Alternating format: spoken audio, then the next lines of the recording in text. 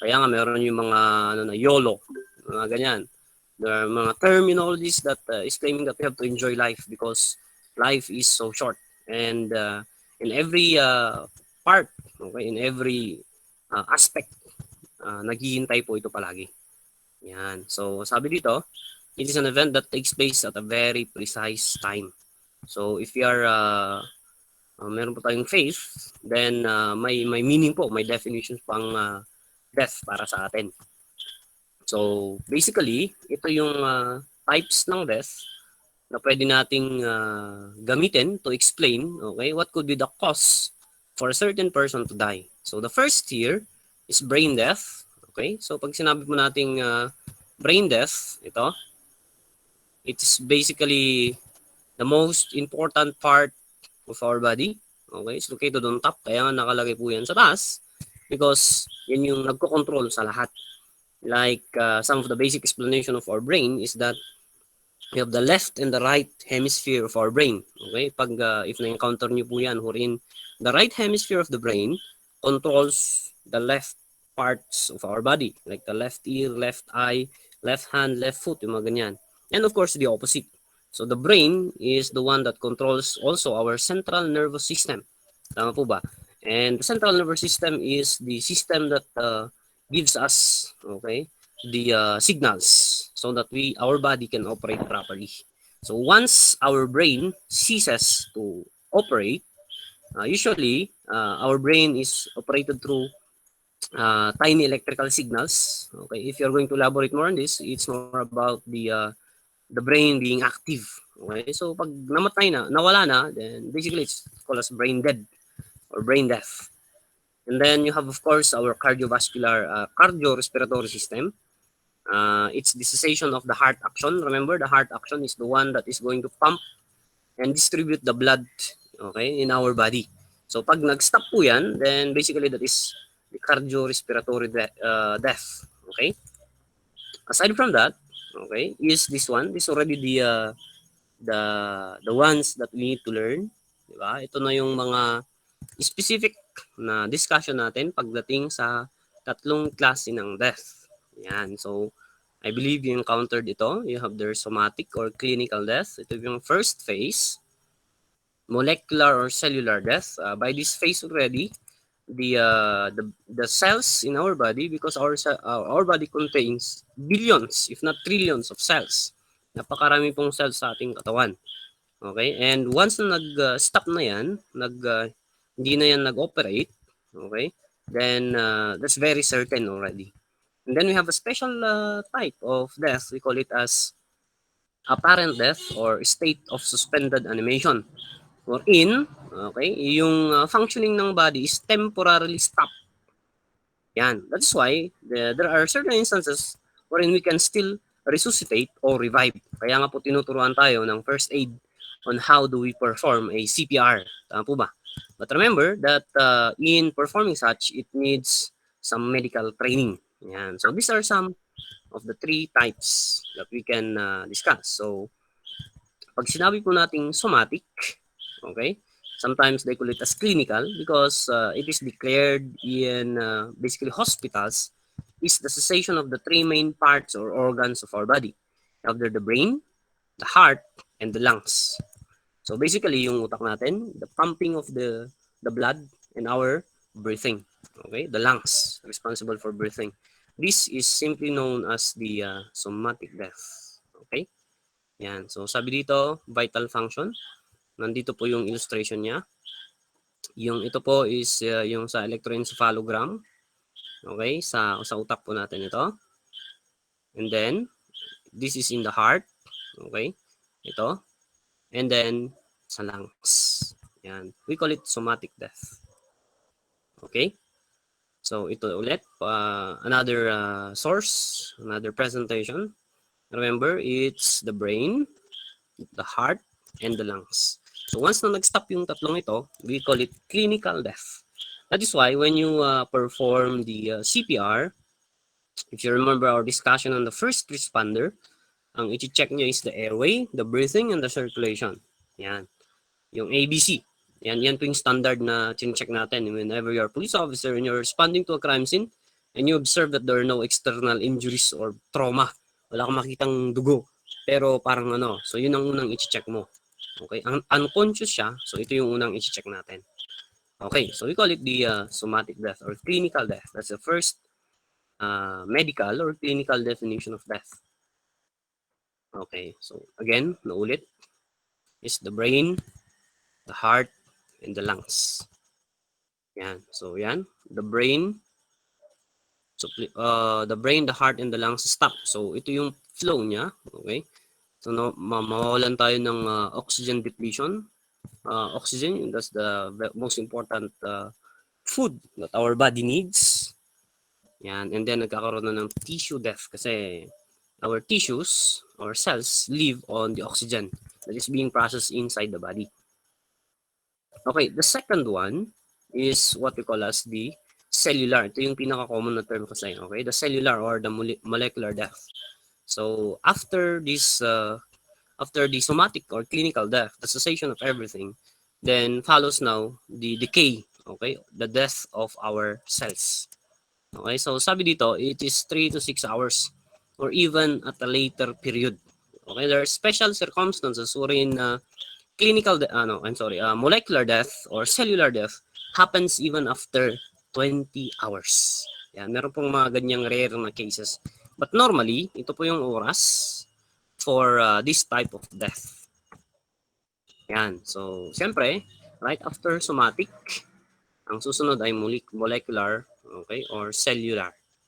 Okay, meron pa tayong tinatawag na ATP. This is what we call as the adenosine triphosphate.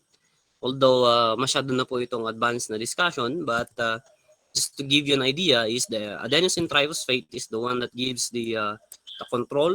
Okay, parang ano siya, parang the one that gives the movement for all our joints, yung mga connection ng bodies na like the shoulder, this one, the hips, even the kneecap, yun yung ankle, yan yung in charge. Okay, even our eyes, meron po siyang ATP or adenosine triphosphate. Pag nawala na po yan na talaga, maninigas yung katawan. That was in the discussion of rigor mortis, part po ito. Okay? Part po ito nung discussion, yung ATP. The absence or the death of the adenosine triphosphate is basically the start of onset rigor mortis. Yan. So yan ang ating cellular or molecular death. So these are some of the indications, okay, of molecular or cellular death. Basically, the cooling of the body, yan po yung pinakaunang ma-observe natin. Right after the somatic death or the clinical death, nag-stop lahat ng functioning. Ang susunod na mag-set in yan is the body temperature, the cooling of the body temperature. Okay. However, soon, you're going to realize that aside from the cooling of the body, diba, is the change in color. Diba? The change in color of the body. Yan, the color, change in color, the hardening of the body, and the change in temperature. Yan yung tatlo na common sa board exam natin. Ito kasi mga mga prior knowledge para ma-establish natin yung tatlong palaging tinatawag sa board exam na mga tatlong klase ng mortis. So, kailangan mo nating malaman itong mga terms na ito para mas maintindihan natin, mas ma-appreciate natin yung tatlong klase ng mortis. Okay, so this is some of the timeline or the time frame of death, okay, and the condition of our body. So itong less than 1 hour, basically this is our somatic, okay, somatic death, okay, clinical. Okay, ito na 3 hours, makita nyo postmortem lividity. Postmortem lividity is otherwise known as livor mortis. Okay, so magkakaroon na ng onset on changing of the color of the skin of the body, wherein, okay, the blood is going to settle on the most dependent part of the body. So yung sabi nating most dependent part, not necessarily at the back. Okay, tama po ba? Kasi pag yung victim or pag yung dead body is pataob siya, then basically the most dependent is already the front of the body. So depending on the location of the body in relation to the ground. Ito na po yun. Okay, so 6 to 8 hours, yan na. So dito na po, magkakaroon na siya ng tinatawag na molecular or cellular death. Okay? And then ito, mga other discussions po natin sa tatlong mortis. Yan. So, meron pa ditong tinuloy nila, for 1 to 3 months, our body may be skeletonized. Maybe because of the effect of the environment, okay, or animals that feed on body flesh. Yan, mga carcasses. Yan. So, the third type of death is what they call as the state of suspended animation. They call it sometimes as apparent death. So, pag sinabi natin transient, temporary, okay? Temporary loss of consciousness or temporary stoppage of the functioning of the body. The most common is, of course, the stopping of the flow of the blood. That's the heart, right? Pumps the blood, and the flow of the uh, the circulation of our respiratory system, the flow of oxygen, okay, including the lungs, and more importantly is the stoppage of the brain activity, okay, sa utak. But it's just temporary. Okay, now of course, when you say state of suspended animation, if it will not be parang monitored, if it not be there is no intervention, then it may lead to somatic death. Yan. Pero usually, example ito yung mga nababangungot, yung yan yung common eh. Okay? Pag during their sleep is biglang nagkaroon ng shock yung katawan o biglang nagkaroon ng heart attack, yung mga ganyan. Okay? So ito yung terminology. Okay? Usually kaya ang ginagamit is yung electrical shock in order to revive the functioning of the parts of the body. Yan. So that's the summary for the three kinds of death. Somatic, remember, somatic or clinical, ito yung pinakauna. Cellular or molecular, and apparent death or state of suspended animation. Yan. So there you go. And by the way, in for board exam purposes, the number of minutes, okay, remember this, the number of minutes for determining the certainty of death is at least, ito po, okay, standard po ito, okay. So, we use the standard number of 5 minutes. Okay, yan po yung ginagamit nila na na parang time frame that death is already certain. Kasi ang una pong mag-start na mahihirapang mag-function is our heart. Yan. So trivia sa ating puso, di ba yung common is yung we say, I love you from the bottom of my heart. Yan. Because we're talking here of the heart as death. Now, when we profess love, we actually include our heart, yung puso natin. But in clinical terms, yung puso po, ang gamit lang po na is to pump the blood. Okay? To distribute the blood entire our body. Okay? Wala po siyang kinalaman sa feelings or emotions. Okay? So, saan po yung part? Saan part po ng katawan natin yung feelings or emotion natin? You remember that? That's why if you say I love you, okay, it's not already from the bottom of your heart. Saan na po yun? Ito po. I love you from the bottom of my hypothalamus. It's still the brain. So, yung utak po talaga natin nang may control sa lahat ng functioning ng katawan natin. Lahat ng movements natin. Okay? Kaya alam nyo po ba, kapag po sila ay nagkakandak ng autopsy, which will be our discussion sa later on, may discussion po. Unahan ko na lang para ma-explain natin yung heart tsaka yung brain natin. Nagkakandak sila ng autopsy, ang una kasi nilang yung bubuksan is the stomach. Tama po ba? Kasi yung stomach, it can tell a lot on how you died. On how, not how you died, how a person died. Okay? But if they cannot determine, okay, they cannot determine the cause of death, yan kasi yung purpose ng autopsy, di ba? To establish the cause of death. Pag hindi nila malaman through the stomach is they have to open the brain. Okay? So usually, tatanggalin yung scalp, lalagarin yan para matanggal yung skull para lalabas yung cerebrum. Okay? Yung cerebrum po natin, yun yung yung pangdinakdakan. Kung alam niyo po yun, yung puti. Malaki po yan. Hati po yan. Now, accordingly, if every part of our cerebrum contains all the parts or functioning of our body, even the eyes, the nose, lahat po yan. Now, ang gagawin pala ng medical legal officer is titignan kung saang part may trauma. Ibig sabihin ng may trauma, yung may black. So pag may blackish sa dito, sa area na to, it can distinguish kung saan yung trauma. So probably it's in the feet, on the legs, or so on. Yan po ang gamit ng brain natin. So if you talk about feelings and emotions, we have to leave the heart alone because the heart only pumps the blood. Okay? Our feelings and emotions is rooted deep at the center of our brain. Dito po sa pinakababa. We call it the hypothalamus region. Okay? Yung heart po, kung bakit naninikip yung ating dibdib, bumibilis yung pagpintig or pagpitik ng ating puso is kagagawan po yan ng utak natin. Yan.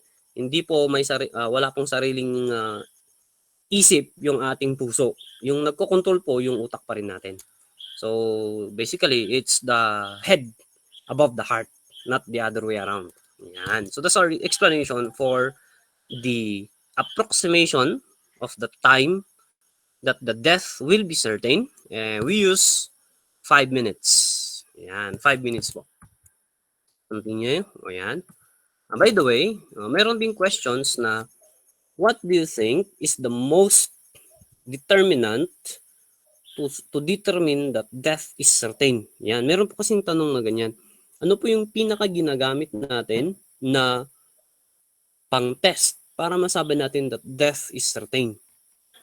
Babalikan po natin yung tanong na ito after we discuss the three mortis. Okay?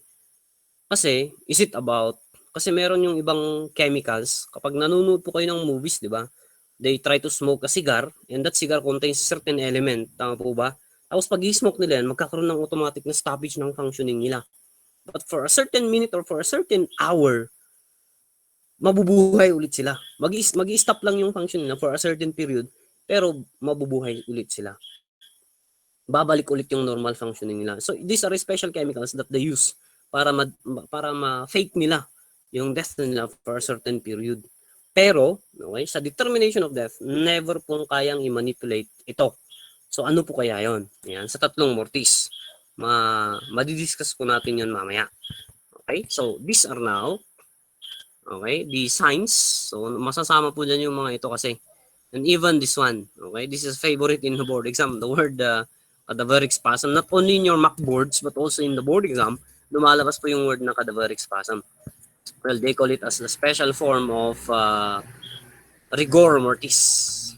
Yan. So, meron pang putrefaction, ito, and then adipocere formation and mummification. So, we will cover that one by one, don't worry. Yan. These are examples. Okay. So, we have several methods of estimating the time kung gaano katagal, okay, na patay na yung tao. So usually we will discuss this, don't worry, we will discuss this in yung algor mortis, okay, the time of death. So mamaya po ito. Okay, so these are indications. Okay, so dito na tayo sa 3 stages. Teka lang. Yeah. Okay, so sa other sources, ang unang may encounter natin upon death is rigor mortis. So ano po ba yung rigor mortis? Ano yung common na ginagamit natin na simple word to explain rigor mortis? Usually, okay, we use the word stiffening of the body. Tama po ba? The stiffening of the body. Sometimes they call it also as the stiffness of death. Yan. In other terms, they call it as the primary, primary or post-mortem,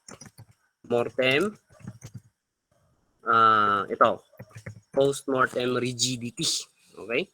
So, sa other sources, tulad ng source ko na ito, is the stiffness. Okay? The stiffness of death. Ito kasi yung common na ginagamit nila na term.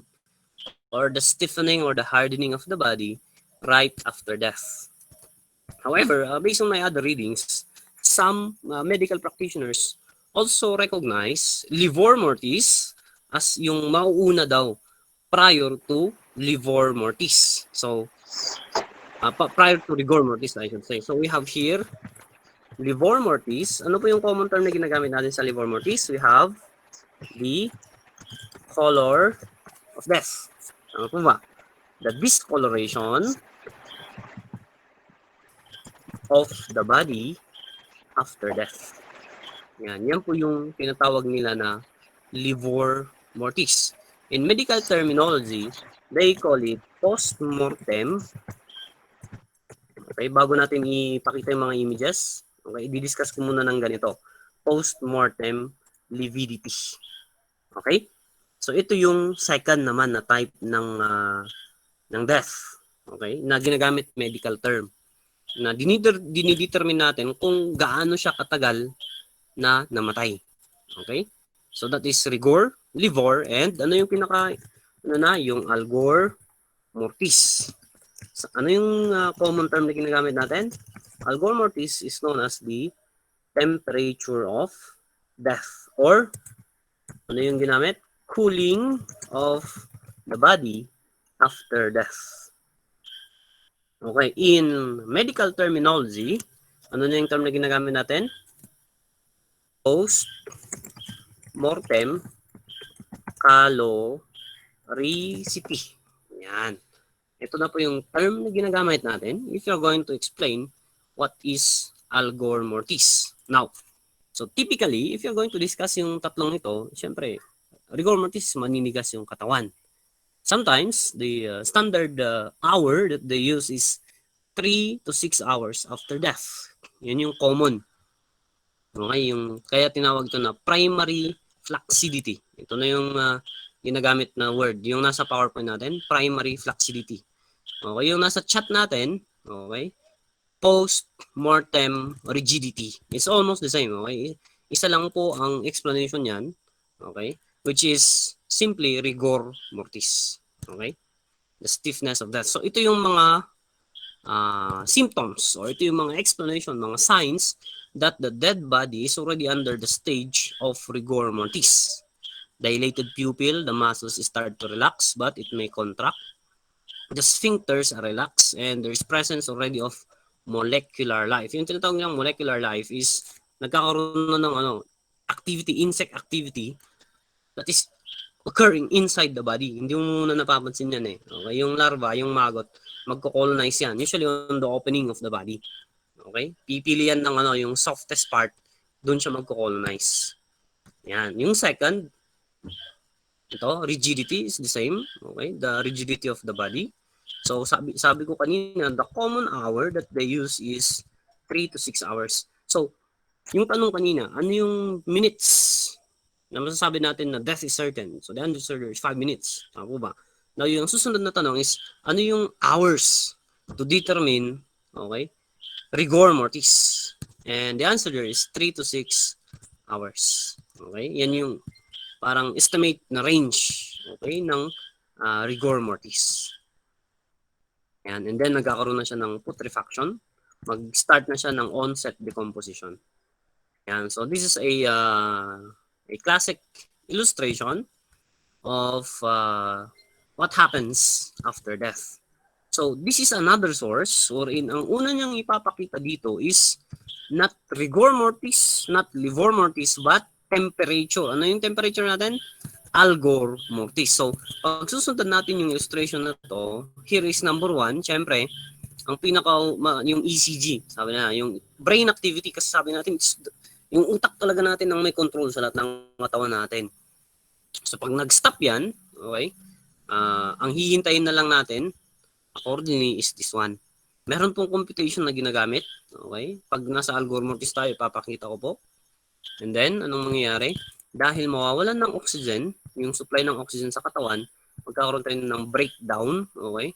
Breakdown of our cells.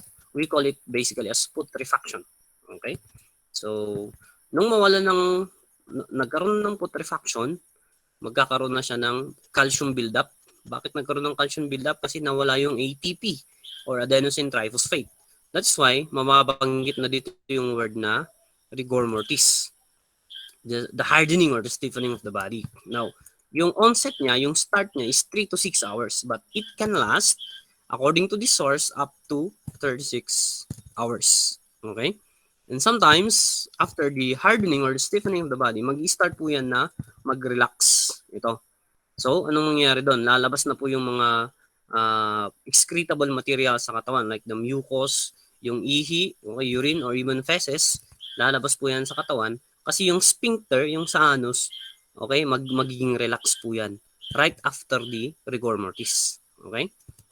Then there's now shrinking, okay, kasi magiging dry kasi syempre wala nang functioning yung microorganisms. And then gravity, pag nabanggit po yung gravity, automatic po ang papasok sa isip natin is another type of mortis, which we call as livor mortis, the color of death, discoloration of the body after death.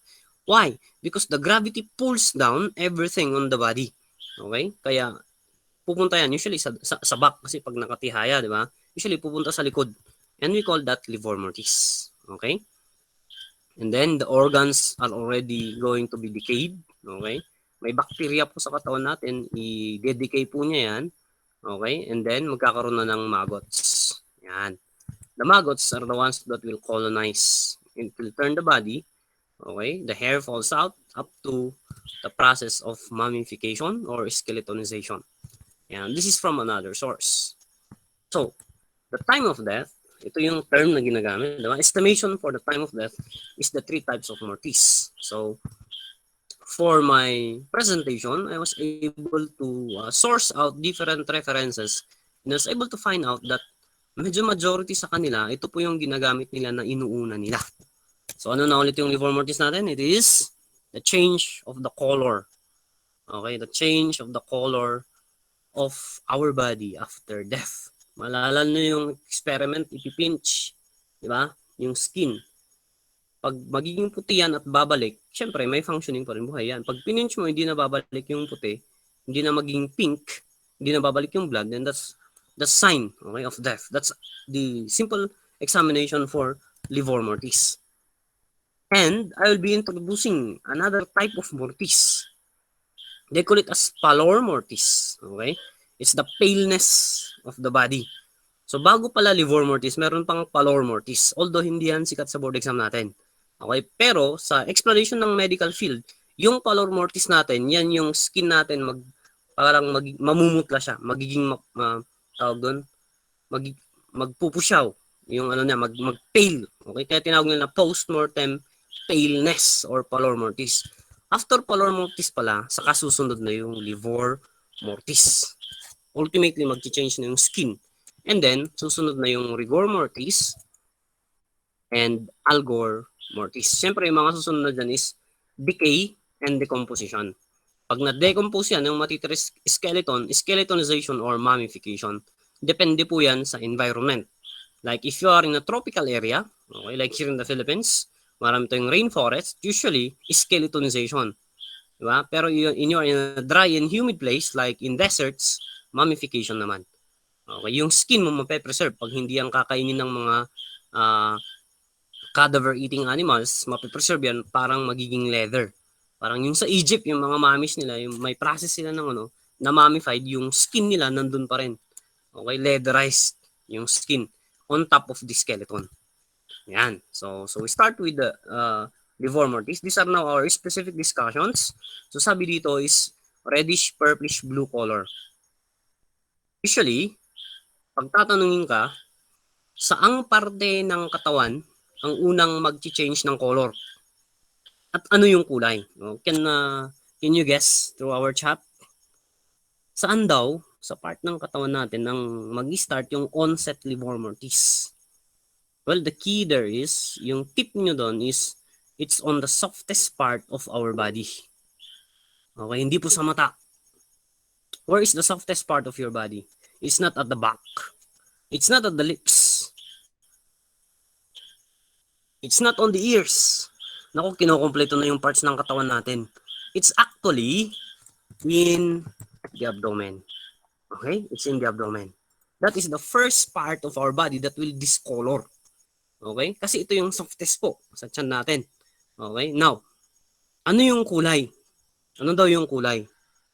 Sometimes, sa mga books, ito yung nakikita ko. Pwede nyo pagpalitin ito. Bluish green or greenish blue. Yan. Accordingly. Okay? According to the sources that I've read. So, yan po ang unang magdi-discolor. Okay? Pagdating sa livor mortis. So yung purplish blue color, pwede po yan. Okay? Pero sometimes yung ginagamit is greenish blue. Yung parang ano ba, yung yun, parang pasa yung style niya. Okay? Parang meron siyang ano, yes, pasa yung term natin doon. So that is for livor mortis. So sabi dito sa sources natin, 30 minutes pa lang. Okay? Kasi yung pallor mortis, yung postmortem paleness, 10 to 15, makikita mo, mag-iiba na talaga yung skin. Now, pag talagang nag-iba na, livor mortis na po yun. Prior to livor is yung pallor, sabi ko, di ba? Mga 10 to 15. Pero pag livor mortis, nandito na yung time niya, it's already 30 minutes. And of course, it will intensify. And then, okay, if na-encounter nyo ito, petechial hemorrhaging. Yung petechial hemorrhaging, like dito sa mata, okay, magkakaroon siya ng dots or of red. Anong nangyayari doon? Nagkakaroon ng carbon monoxide poisoning kasi yung oxygen, di ba, O2, okay? Nawawalan siya ng supply ng oxygen. Ang parang napapalit sa katawan natin is carbon monoxide. It's a very dangerous type of chemical. Now, pag nagmix yan sa katawan natin, ang mangyayari, makikita natin dito sa yung mga parang sumabog, yung mga maliliit na anong tawag ito, yung mga parts ng katawan natin, yung sa kamay, yung pag in-inject mo doon lalabas yung dugo. Okay? Doon po yung petechial hemorrhaging. Meron din po yan. Okay? Meron din po yan sa livor mortis. Okay? So, livor mortis is not a contusion. It's different from that of yung pasa na sinabi na parang ganun lang. Okay? Parang pasa siya. But it's not. Kasi yung pasa, meron po siyang stages para magbago.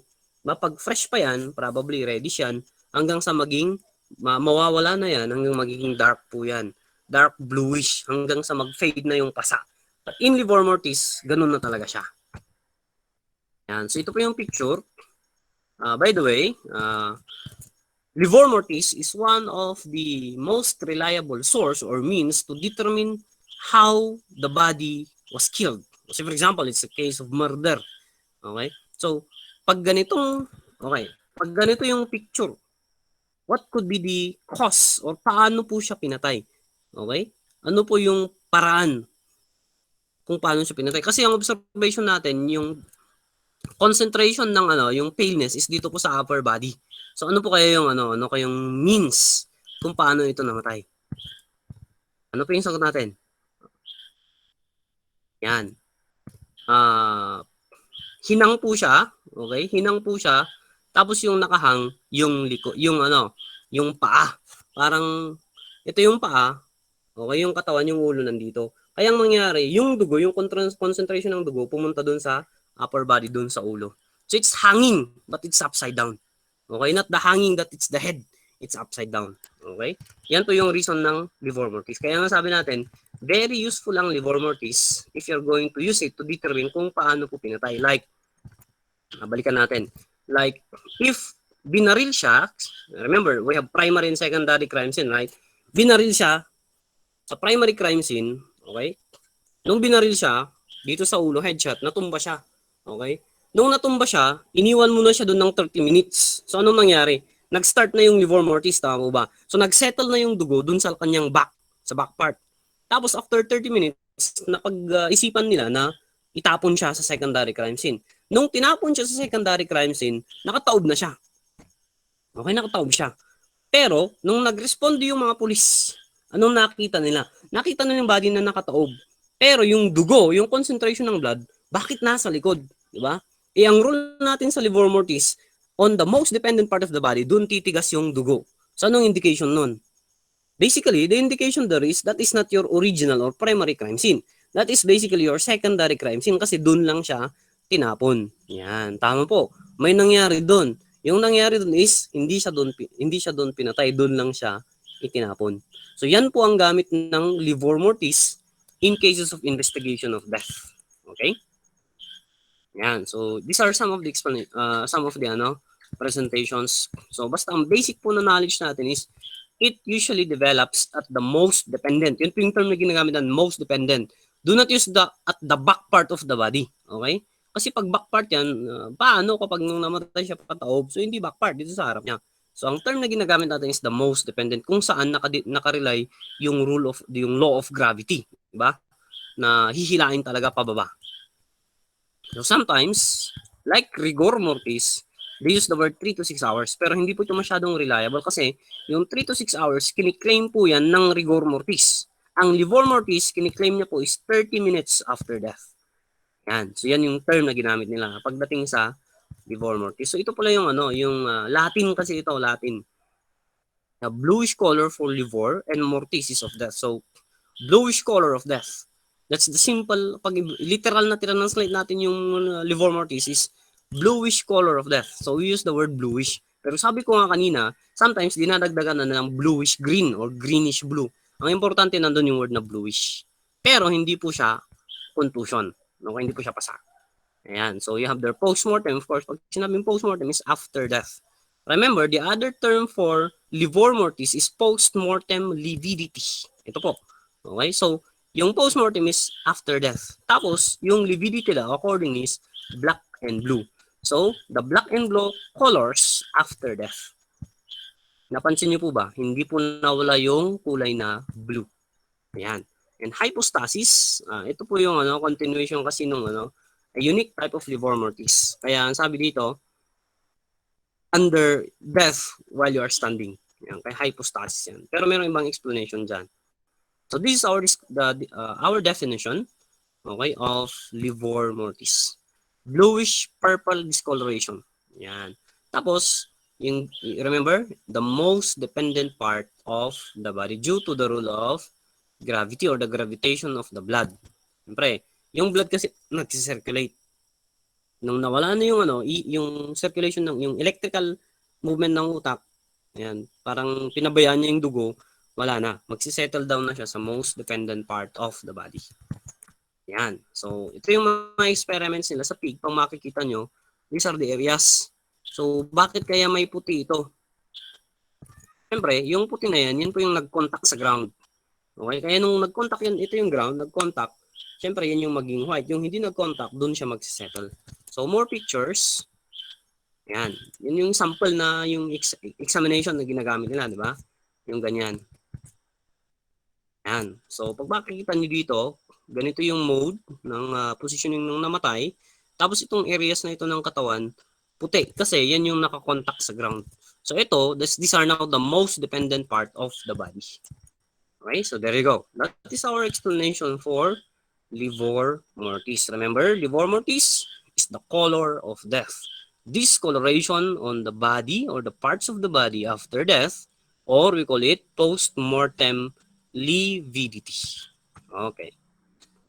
So here are some of the pictures. Now, that's the first mortis that we were able to encounter. The second type of mortis, as we all know, is rigor mortis. So when we say rigor mortis, remember, minention ko kanina yung term na ATP or adenosine triphosphate. Not really important. What is important to note is, okay, rigor mortis typically happens within 3 to 6 hours. Nasa isang source po yun. Okay, hindi po nabanggit dito. Pero yun yung normal na range, okay, na time frame ng rigor mortis. Now, if for livor mortis, ang unang magdi-discolor is the abdomen. Ang tanong naman natin, ano ang unang maninigas on the face of rigor mortis? Oh. So, kanina abdomen, yung nag-discolor. Sa rigor mortis, ano daw yung yun, very good. Okay, it's in the jaw. So nakalagay po ito. Yung jaw po ang ayan, tama, yung panga. Yung jaw ang unang maninigas. Bakit kaya? Pag titignan niyo yung skeletal system natin, yung skeleton, itong jaw po is disconnected po ito. Hindi po to perfectly connected sa ating ulo para makapag lockjaw I should say. Kasi ito yung unang maninigas. Kasi hindi siya masyadong connected dito sa ulo natin. Kaya, if you're going to ask, ano yung unang maninigas in the onset of rigor mortis? We will answer, of course, the jaw.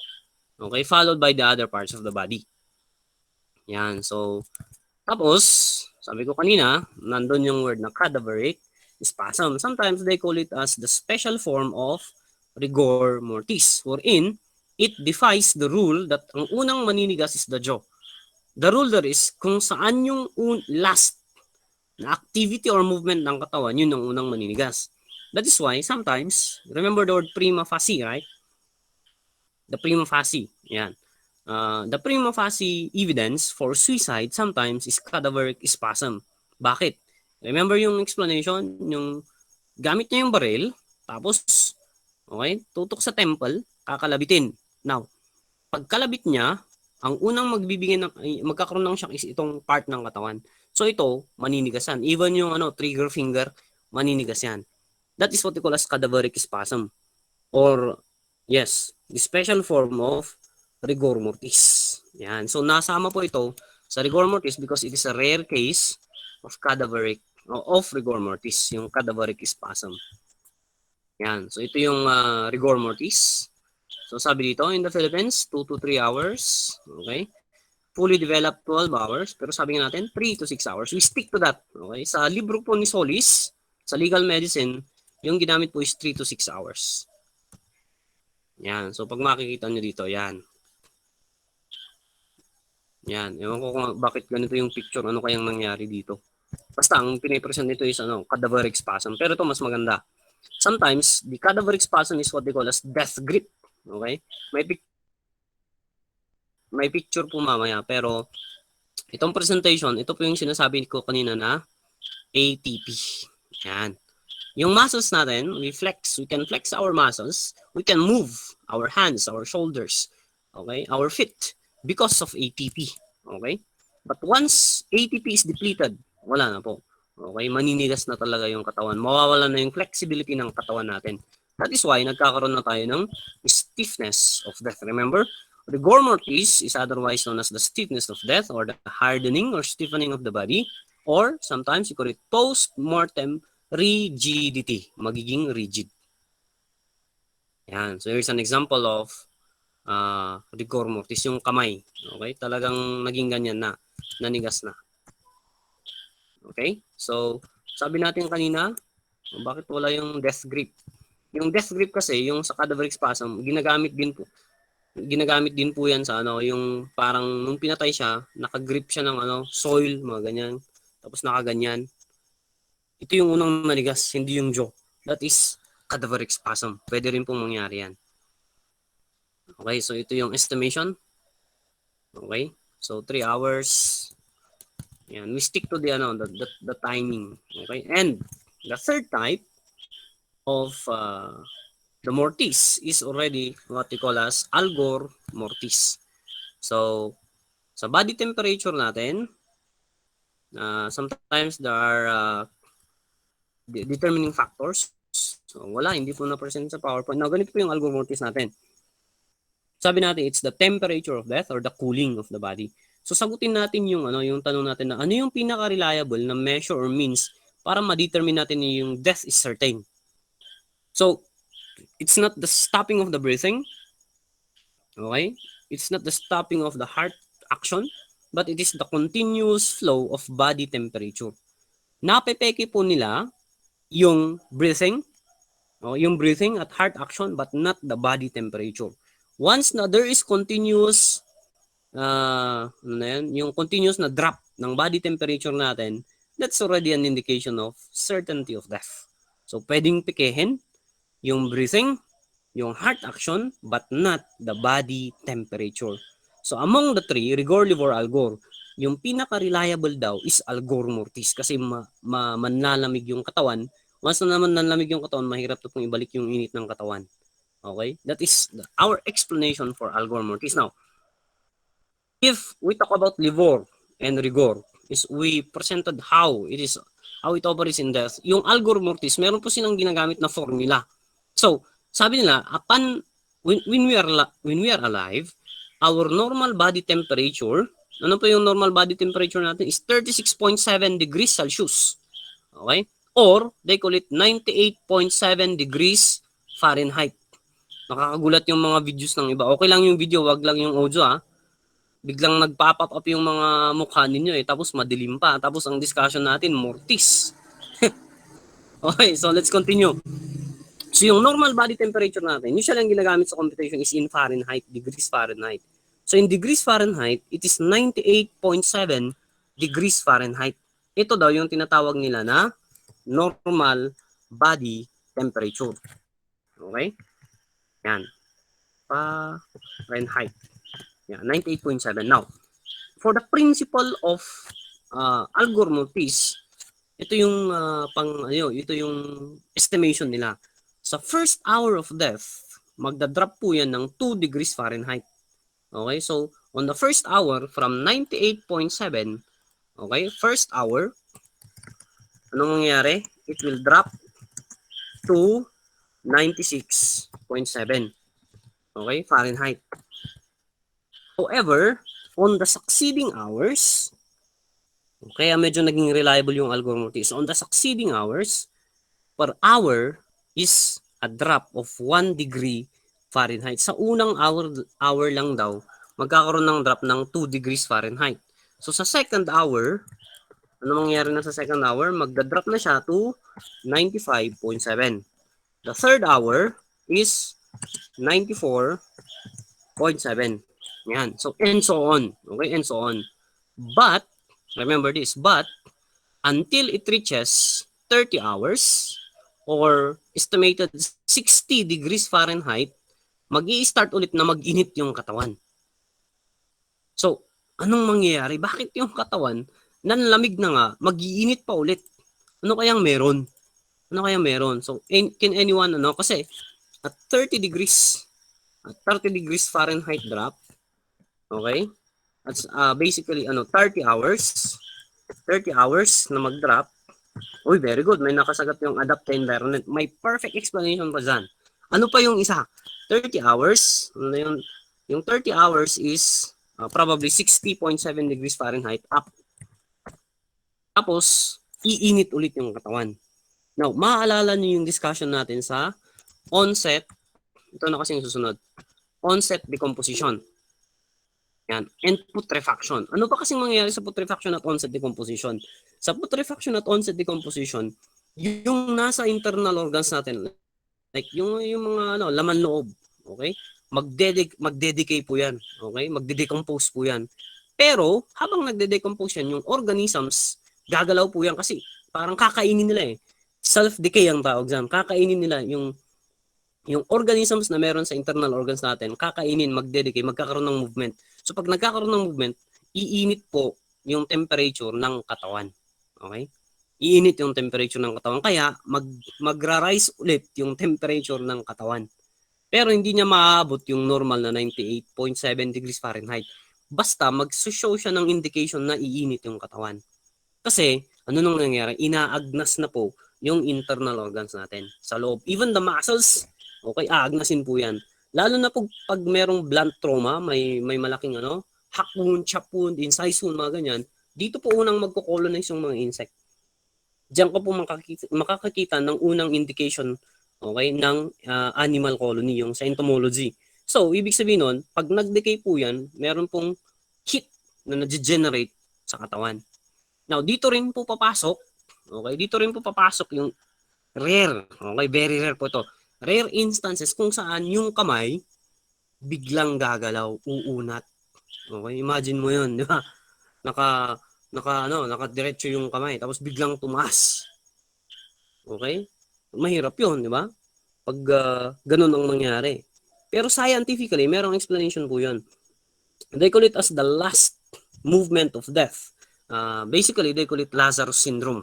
Okay, if you know the story of Lazarus, itong Lazarus syndrome na ito is one of the indications of yung algor mortis, last movement of the body, kung saan yung microorganisms dumami sila, na-concentrate sila sa isang part ng katawan kaya napagalaw niya. Kahit konti lang, even the eyes, naka-close yung eyelids, tapos biglang nag-open.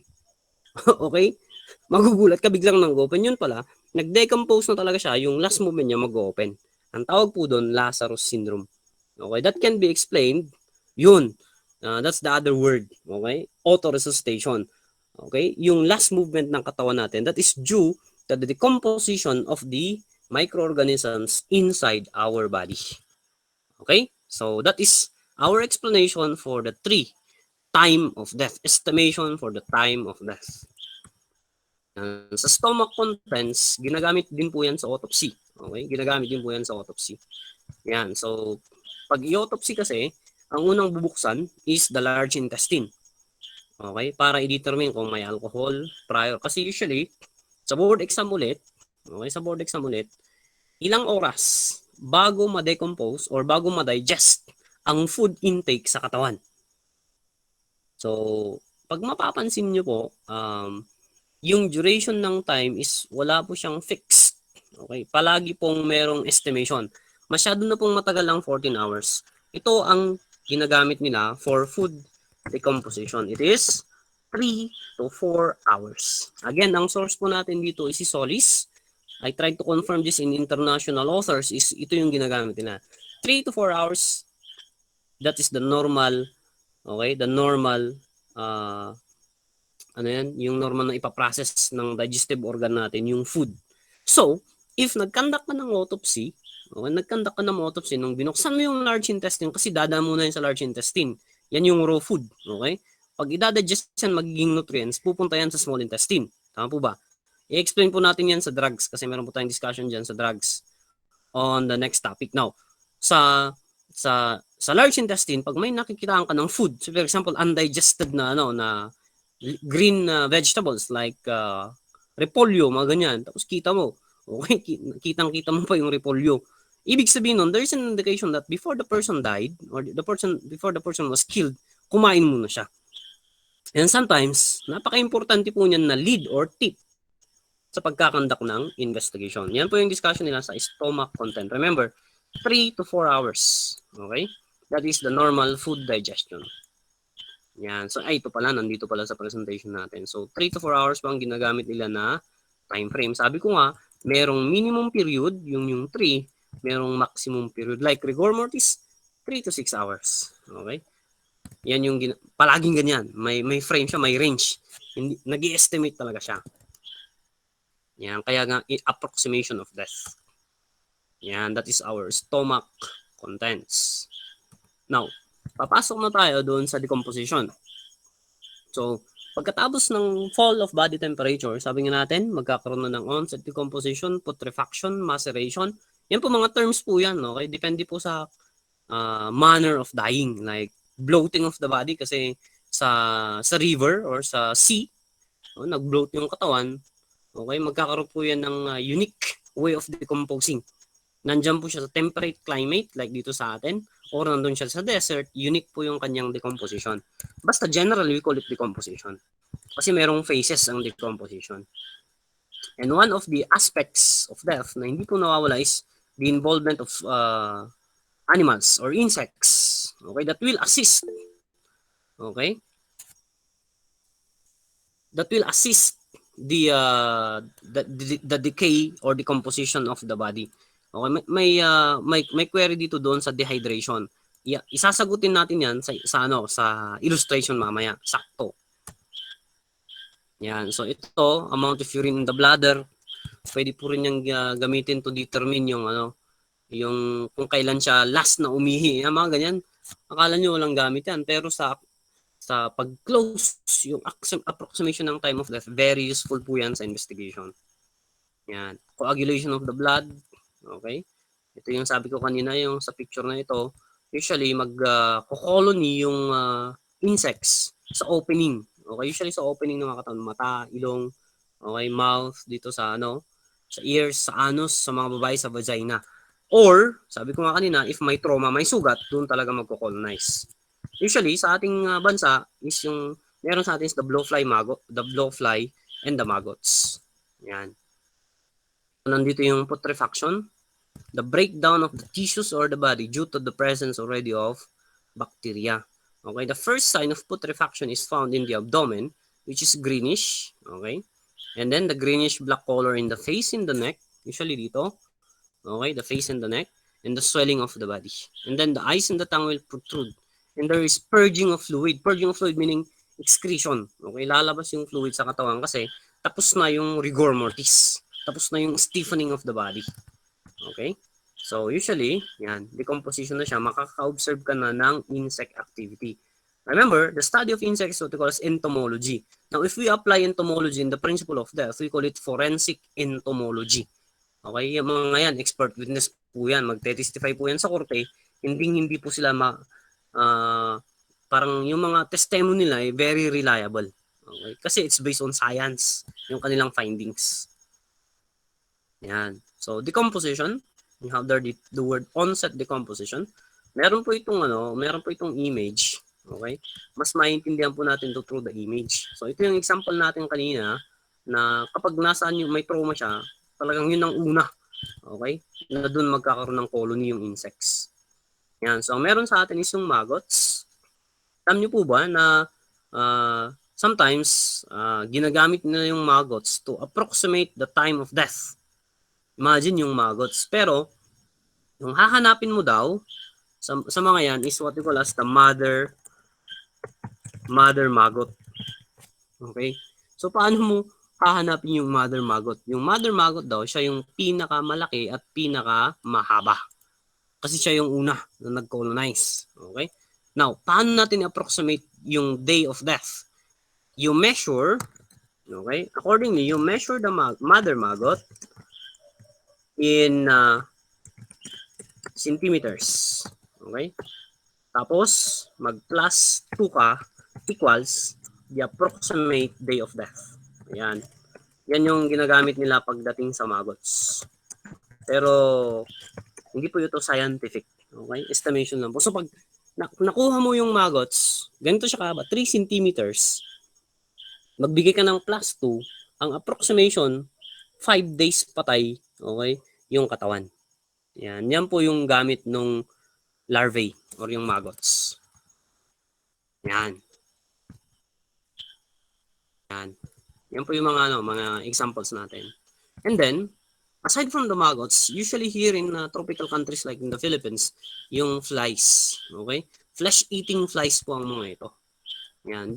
Usually, dyan talaga sila magko-colonize. Kasi sa inside ng katawan, nag-excrete ng fluid. Yun talagang kung saan na-attract yung mga insects, the fluid. Okay? So, ito yung example ng fly na nag-feed sa flesh. So, flesh po ito. Okay. And then, some examples of decomposition is yung, kasi merong trauma or may wound, may open wound, usually madali po ang decomposition. Okay? Napapadalas ang decomposition through the blood. Okay? Kaya sagutin natin yung tanong ng kasama nyo. Rigor mortis, if yung body is dehydrated. Ano yung ibig sabihin ng dehydrated? There is the parang na-emptyhan yung katawan ng body fluid. Remember, yung katawan po natin, 70% po niyan fluid. Okay? Tubig, blood, mga ganyan, cells, mga ganyan. It's fluid. So, 70% of our body is fluid. 30% is solid. Okay? Now, pag na-dehydrate ang katawan, does it hasten, pinapabilis? Well, in some sources, reliable po yan. Okay? They use the dehydration to determine that rigor mortis is parang napapabilis. Pero, hindi po masyadong reliable yan. Ang palagi pong ginagamit, okay, para ma-determine yung pabilis ng rigor mortis is the environment. Okay, the environment. So, kapag nasa room ka na air condition tapos naka 16 degrees, masyadong mababa yung then talagang mapoprolong ang rigor mortis. Okay? Mapoprolong yung stiffening of the body. Okay? Pero, if you are in a warm and temperate climate, medyo, okay, yung rigor mortis, baliktad. Siyempre, malamig, okay, umaayon yan sa katawan. So, yung rigor mortis, talagang mamimaintain yung rigor mortis. It may exceed from 3 to 6 hours, even up to 36 hours, maninigas talaga yung katawan. Matagal yung decomposition niya. Ang issue kasi doon sa temperature, sa climate, or sa location is the decomposition. Okay? Hindi po issue dyan yung rigor, algor, at livor kasi mangyayari po yan. Ang pinaka-issue na focus nila dyan is the decomposition of the body. Okay? Kaya mahirap estimate ang condition ng death ng body kapag yung climate or yung weather is pabago-bago. Okay? Very challenging po yung estimation ng death. Yan. So these are some of the examples, yung reptiles, mice, fishes, and crabs. Yan. Mga examples po ito ng yung napapadali yung decomposition. Kasi dyan yung mga shark attacks ang mga yan, dyan unang magkakaroon ng colony yung insects natin. Okay? Kasi exposed yung katawan. So naturally, yan yung mangyayari. Yan. Okay? So, Continue, tuloy po natin. Nandito rin po yung gina-term nila na adipose hair formation. Usually po, common ito sa mga embryo. Okay, embryo. So, yung premature birth, mga ganyan, or abortion, mapapansin nyo itong adipose hair formation kung saan hindi po siya magde-decompose. Okay? Hindi po siya magde-decompose. Kasi if meron kayong napapanood ng mga documentaries, yung bata, parang nung nilibing siya, even after 1 year, bakit buo pa rin yung buo pa rin yung skin, parang natutulog lang, di ba? Meron ba kayong napanood ng mga ganun? May mga instances na ganun. Now, it can be explained by science wherein the body of the child is not exposed to toxic chemicals. Wala pa siyang kinain, yung dinedene lang is yung breast milk galing sa mother. Ibig sabihin yung katawan, hindi po siya exposed sa toxic chemicals. And more importantly, yung manner kung paano nabalot, kung saan nilagay yung disease body is maganda. So anong mangyayari doon? Mape-preserve, mapoprolong po yung decomposition. So those are some of the explanations, okay? Kung bakit the decomposition process na-delay. Okay? Yung tinitake natin na food, depende po yan kung paano. Kaya sa mga bata, very noticeable po yan. Yan. So ito yung illustration, okay? Ito yung illustration para i-classify natin ang decomposition. Okay? So sa una, ito po, gulat talaga yung video ng kasama nyo di ba? Buti lang nakamute. So una, ito. So, fresh pa lang. Okay? Probably nandito sa stage ito ng rigor mortis. Tapos, usually, magbo-bloat. Okay? And then, magko-colonize na yung mga insects. And then, magkakaroon ng active decay. Ito yung active decay, advanced decay, and then skeletonization. All of this is the process or the part of onset decomposition. So, onset decomposition typically happens 30 hours after death. Okay? Except, of course, if there are chemicals like formalin. Okay? Pinapreserve po niya yung katawan. Pwede po yan. Yan. So, meron din tayong mummification cases. Okay? Okay. So, we have there some of the aspects of decomposition, mummification. And another aspect of decomposition is maceration. Sabi natin, walang putrefactive microorganism sa loob ng katawan, kaya iba yung kanyang pag-decompose. Okay? Common ito sa fetus. Okay, yung fetus nasa loob pa lang, forced abortion, mga ganyan, or early delivery. Ano mangyayari doon? Yung fetus mapipreserve kasi wala pang toxic environment sa katawan ng fetus, kaya hindi siya magde-decompose kasi wala siyang putrefactive microorganism. Ang mangyayari po dyan is parang magde-decompose siya in a very unique way. Okay? It's through the decomposition using the enzymes. So ito yung way or manner kung paano mag-decompose. Okay? You call it, ano yung term natin? Maceration. A special form of decomposition. Yan. So ito yung example ng advanced maceration. Tapos, yung maceration na, ang susunod na dyan, magmummification na siya. Yan. Hindi po siya magkakaroon ng bloating, hindi po siya magkakaroon ng active decay, hindi siya magkakaroon ng advanced decay. I-skip niya po lahat yun sa phase ng decomposition. Okay? So, ito yung term na ini-explain ko kanina, yung pallor mortis. So, tignan nyo ito. This is another source. So, rin, right after pallor mortis, isiningit na yung algor mortis. Di po ba? Yung isang source na kinuhanan ko kanina, livor mortis. Okay? So, pag makikita nyo, itong tatlo, sometimes, in other medical sources, pinagpapalit-palit po ito. Okay? Pero, we will stick with the ones provided by Solis, because yung book ni Solis, siya yung parang natin sa legal medicine, Father of Legal Medicine sa Philippines. Yan yung basis ng board exam natin actually. Hanggang ngayon, siya pa rin yung sinusunod doon. Although, if you're going to look international setting, medyo marami na pong advancement at changes sa field ng medicine, lalo na sa investigation of death. Okay, but still, okay, we follow. Kaya nga po yung word na pallor mortis, baka po sa mga iba dyan, kaya encounter nyo pa lang ito. Kasi ang common na ginagamit po, itong tatlo. So what is important is if you target our board exam, you have to know and be familiar with these three types of death. Okay? So ito yung pallor mortis. Sabi dito is post-mortem paleness. Instantly. Okay? It happens instantly after death. Or 10 to 15 or 15 to 25 after death. Kasi nawala na yung capillary blood, yung veins natin. Okay? Yung veins natin nawawala na ng circulation. So, ang mangyayari, magkakaroon ng paleness. Ito, naghahanda ito para sa fully developed na paleness. We now call it livor mortis already or post-mortem lividity. Yan. Ang tawag natin dyan is pallor mortis. Ang unang type ng mortis na magde-develop right after death. Yan. So, this is pallor mortis. So, pag makita nyo dun sa illustration, algor livor, na-discuss na po natin yung putrefaction, onset decomposition, at skeletonization. So far, we were able to cover basically our explanation for death, yung kanyang flow. And that's pallor mortis. Okay, so we are done with investigation of death. Parang basic info lang po yun. Ang susunod po na topic natin is sexual assault investigation. So I hope you have learned for yung main emphasis natin sa topic natin sa death.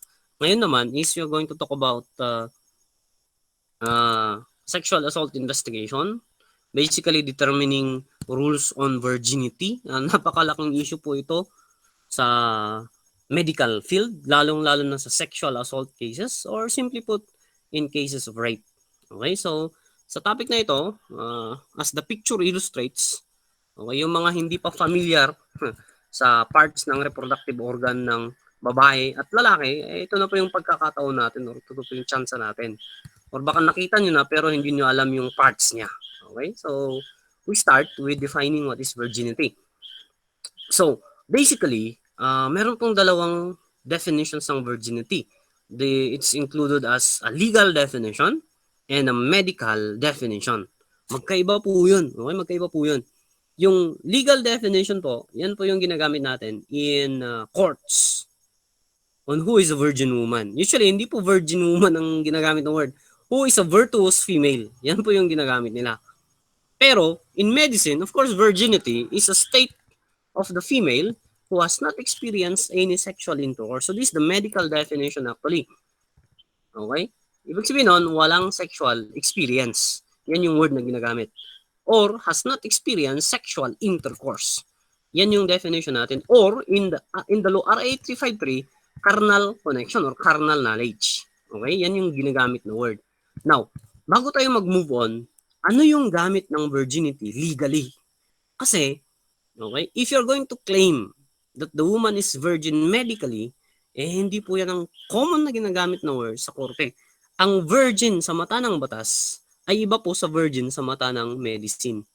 Okay? Ang virgin sa mata ng medicine kasi talagang walang rupture yung hymen, walang penetration ng penile penetration, or walang insertion ng object or finger. That's medical. Very strict po siya, di ba? Pero ang definition ng virginity legally is a woman who has a good standing in the community. Ulitin ko po. A virgin woman or a virtuous female, as defined by law, is someone who is respected or highly respected in the community. So, therefore, in cases of rape, if a woman has a boyfriend, yung woman na yan, meron siyang experience sa kanyang boyfriend, and the woman was raped, do you consider the woman as a virgin legally? Okay? The answer there is it depends. If the woman has only one boyfriend, okay? Even the woman has only one husband, or wala siyang kabit. That is our legal definition of virginity. Ibang-iba po siya sa definition ng medical definition. So, when can the law does not recognize a woman to be virgin? Well, basically, if the woman is having several boyfriends with only gap of 3 weeks, okay? Parang nagpapalit ng damit. After 3 weeks, nakita mo ibang lalaki yung kasama. After 3 weeks, iba na naman. Basically, madi-disqualify po ang mga yan sa virginity. Those engaged in businesses of giving sexual favors, basically we call them prostitutes in our law, cannot be considered as virgins under the law. Okay? But medically, napaka-stricto po ng definition. Ito po. Ang focus natin is the medical definition. Mamaya po yung legal aspects ng virginity. Yan. So, ito yung sinasabi ko kanina. Virtuous female medically. Ano sabi dito? Body is pure. She has never had any sexual intercourse though her mind and heart are impure. Okay. Anong ibig sabihin nito? Meron po kasing classification ng virginity. Tama po ba? You have the moral virginity, physical virginity, and demi-virginity. If you have encountered that, di ba? So, iba-iba po yan. So, meron kasi yung word na her mind and heart are impure. Ibig sabihin nun, yung babae, wala siyang experience sexually, physical experience. Okay? Pero, sa isip niya, meron na siyang consciousness, meron na siyang awareness on what is sex all about, on what is sexual intercourse all about. Then, iba pong kategory yan. So, meron po tayong moral virginity, meron po tayong physical virginity. Yung moral virginity, applicable po yan sa mga bata. Tama po ba? Bakit moral virginity? Kasi sa morality nila, wala pa silang appreciation, wala pa silang idea on what is the use of their penis or vagina. Okay? As to sexual intercourse. That's why we call it moral virginity kasi their mind, their heart are pure. Okay? Kaya pag maglaro ang mga yan, they're very carefree, they're very careless. Wala silang pakialam. That is moral virginity. Now, on the other hand, when say physical virginity, basically, the woman is aware, okay? The woman is aware of her sexuality, okay? Usually, by the way, yung word po na virginity medically, applicable lang po ito sa kababaihan. Okay? Sorry sa mga lalaki kasi sa kalalakihan, wala pong ganyan. Okay? Wala pong state of virginity ng lalaki. Okay? Kasi bata pa lang, wala na. Meron na po yung si Mariang Palad, yung mga ganyan. At hindi po yan issue sa cases ng sexual assault. Okay? So pag virginity, ang pinag-uusapan po natin dito is the condition of the woman. Okay? That's the term that we use, okay, applying to women. So, sabi natin sabi natin sa physical virginity, ano yung sabi natin na word? In physical virginity, the woman is aware of her sexuality although the woman has no sexual experience. Yan. So, ito po yun. First kind of virginity, yung naka-emphasize po dito, moral virginity, not knowing the nature of sexual life and not having sexual experience. Kaya nga, it applies to children. Yan. So, physical virginity, on the other hand, as stated here is, the woman is conscious, okay, aware po siya, conscious siya, on the nature of sexual life. Alam niya yung sexuality niya. Alam niya na pag nagkaroon siya ng sexual intercourse is magkakaroon ng rupture ng hymen. Basically, we call it, ano na yan? Yung term na ginamit natin, defloration. That's the legal term. Okay, that is used. Pero, okay, wala siyang sexual experience. Yan po ang ibig sabihin ng physical virginity. Now, the other type is the word demi-virginity. When you say demi-virginity, half or semi. Pag sinabi kasing demi, half siya. Okay, hindi siya full. Half lang siya. So, there is this term that they call as demi-virginity. So, how do we explain the word demi-virginity? Simply, sabi dito, the woman allows herself, dito po sa PowerPoint natin, the woman allows herself to be, embraced, kissed, allowed her breast to be fondled, her private organ to be held or to be touched, okay? Allows sexual intercourse but it's only interfemora or interlabia. Ibig sabihin po nun, dapat alam nyo ko yung anong ibig sabihin ng femora at labia. Kasi meron po tayong labia, okay? Labia minor at labia yung isa. Okay? So, ibig sabihin po ng demi-virginity is walang sexual penetration. Okay? Pero, merong sexual liberties. You can kiss the woman, hold the woman, embrace the woman, okay? Held the breast of the woman, fondle the breast of the woman, hold the vagina of the woman, but there shall be no penile penetration. That is our definition of demi-virginity. Yan. And, okay, this another medical definition, Virgo intacta, a truly virgin woman. Okay, medical term pa ito. Yan. So, ito po yung pinakamalaking issue na kino-cover pagdating sa virginity. Okay? The rupturing of the hymen. Determination of the state of the physical body of the woman to determine virginity, whether the woman is virgin or not. So, the next topic, okay, after knowing the three or the four kinds or four types of virginity, is to determine the parts of the woman or the body of the woman that can be used to determine virginity.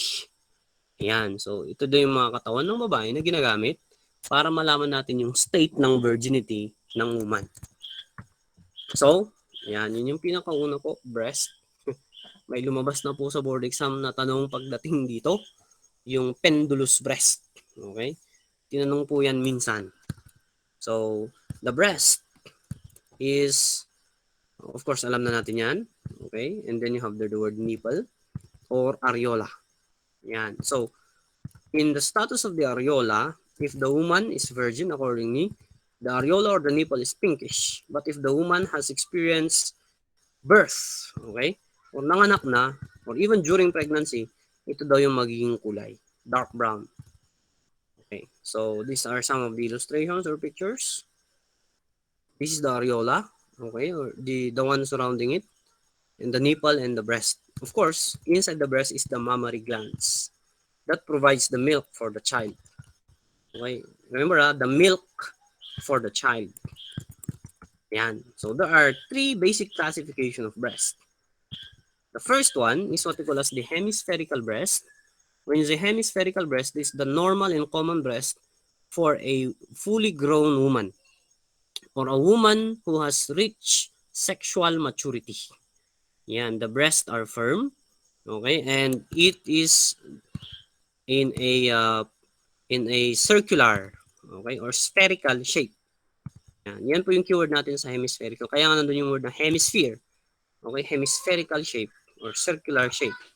Common for the breast of a fully grown or fully mature woman who has reached, okay, probably the age of adulthood. But remember, meron na pong mga bata as young as 13 or 14 who already have a fully developed breast. So, if you're going to ask, is the condition of the breast of a woman a reliable means to determine virginity? Yes or no?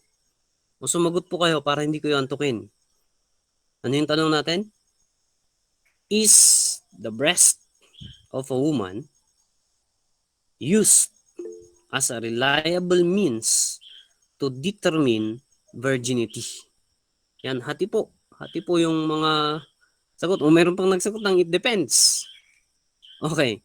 Iisa lang po ang sagot dito. Hindi na po applicable yung word na it depends. Okay? Kasi, okay, ito yung susunod na type ng virginity. Bakit hindi nyo ba na-encounter ito? Conical breast. Yung conical breast, merong sexual experience. Okay, but still, it's near to that of the shape of a hemispherical breast. But sometimes, the conical breast may have experience of birthing or pregnancy. Okay, pwede po yan. Okay, present po yan. So, pwedeng ganyan. And then, you have the infantile or flat breast. Kaya yung tanong, yung sagot sa tanong natin is, the answer is no. Okay, the answer is no. The breast cannot be used as a reliable means to determine virginity because there are certain women, okay, even who have already reached the age of adulthood, okay, nasa 18 above na, then they still have infantile or flat breast. Okay, masakit tanggapin. Okay, pero ano po yung cause nito? Well, basically, it is directly linked to your genes or heredity. So, it is affected by genes or it is hereditary.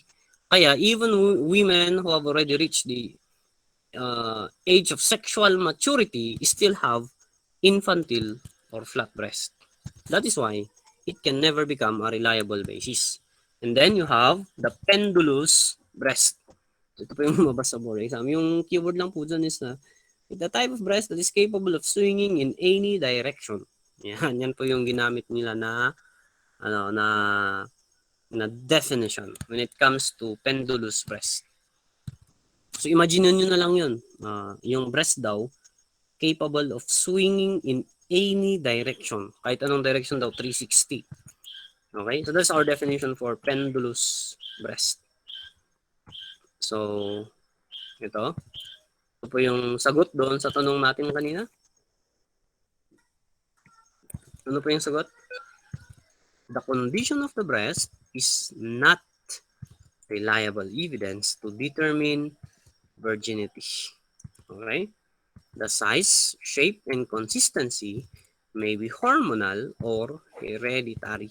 Ibig sabihin po nun, our genes affects or influences. Okay? The genes influences to that of the breast of the woman. Yan. So, ito pa, meron pa ito, the advent of artificial feeding. May mga ibang nanay, okay, nakapanganak na, but still, nagkaroon pa rin sila ng hemispherical or conical breast kasi meron tayong tinatawag na bottle feeding. Hindi na po siya breastfeeding. So, they can still preserve the condition of their breast even if they have already, okay, gave birth to a child. Yan yung reason kung bakit hindi po siya reliable. Okay? Second part of the body of the woman that is used to determine virginity is what we call as the vaginal canal. So, saan po mahanapan yung vaginal canal? So, alam niyo po ba yung vagina? Okay? The vagina is the opening, okay? That's the entire opening and the inside of the female reproductive organ. Yung vaginal canal, yan po sa loob. Okay? Yan po sa loob. So, sabi dito, if the vaginal canal is tight and sharp and prominent, then the woman might be a virgin. Okay? If the vaginal canal shows looseness, okay, or lack of sharpness and prominency, then the woman may not be a virgin. Yan. If okay, there is insertion of a finger or an instrument and there is show of degree of resistance, then the woman is virgin. Tanong. Ulit yung tanong natin. Is the vaginal canal a reliable means to determine the virginity of a woman? So, naiintindihan po natin yung explanation ng vaginal canal. Meron po ba tayong picture dito? Ayan. Ito po yung sa inside. Ito po yung vaginal canal, yung wall. Okay? In the inside of the woman. Ayan, may illustration po tayo. Okay, hati na naman yung sagot nila. Yes at no. So, ito po yung yung vagina. By the way, dalawa po yung butas doon sa female reproductive organ. One is the urethra, yan po yung labasan ng ihi, and one is the vagina. Okay? Dito po lumalabas yung bata. At dito rin pumapasok yung penis. Okay? Mas maliit po yung butas doon sa urethral opening. Okay? So ito yung vagina. Itong sa loob, okay? Tignan nyo. Medyo mahaba, di ba? Yan. Dito sa loob, that is what we call as the vaginal canal. Okay? That's the vaginal canal. Now, sabi dito, if there's sharpness and prominency, the woman may be a virgin. Diba? But if medyo wala ng sharpness and prominency, then the woman may not be a virgin. Ngayon yung tanong natin, reliable po ba na gamitin natin na basis yung vaginal canal para sabihin natin na yung babae virgin or hindi? Again, the answer there is no. What's the reason? There are certain women who are still virgin, but they are engaged in extreme sports like gymnastics who have already loose vaginal canal, although they have no sexual experience.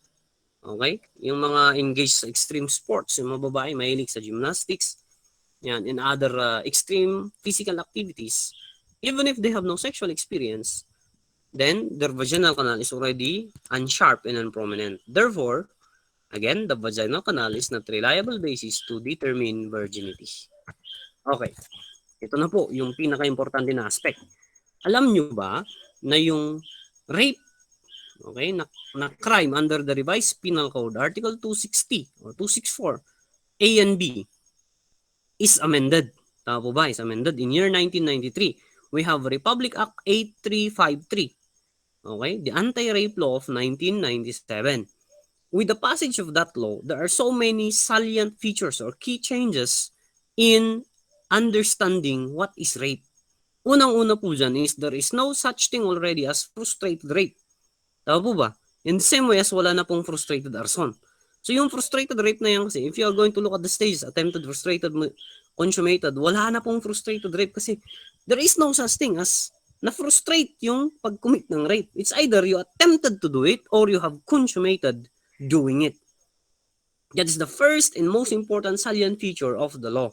The second one, okay, aside from the removal of frustrated stage, is the introduction of another means of committing the crime of rape, which is, dalawa na po, rape through carnal knowledge or rape through sexual intercourse and rape through sexual assault. Okay? Insertion of a pen or any object or instrument to the vagina or anal orifice. And through rape through sexual assault, rape can now be committed not only by men but also by women. Yan po yung salient feature. And most importantly, yung pangatlo, na related po dito sa ating third, okay, parts of the woman's body is the labia majora and labia minora.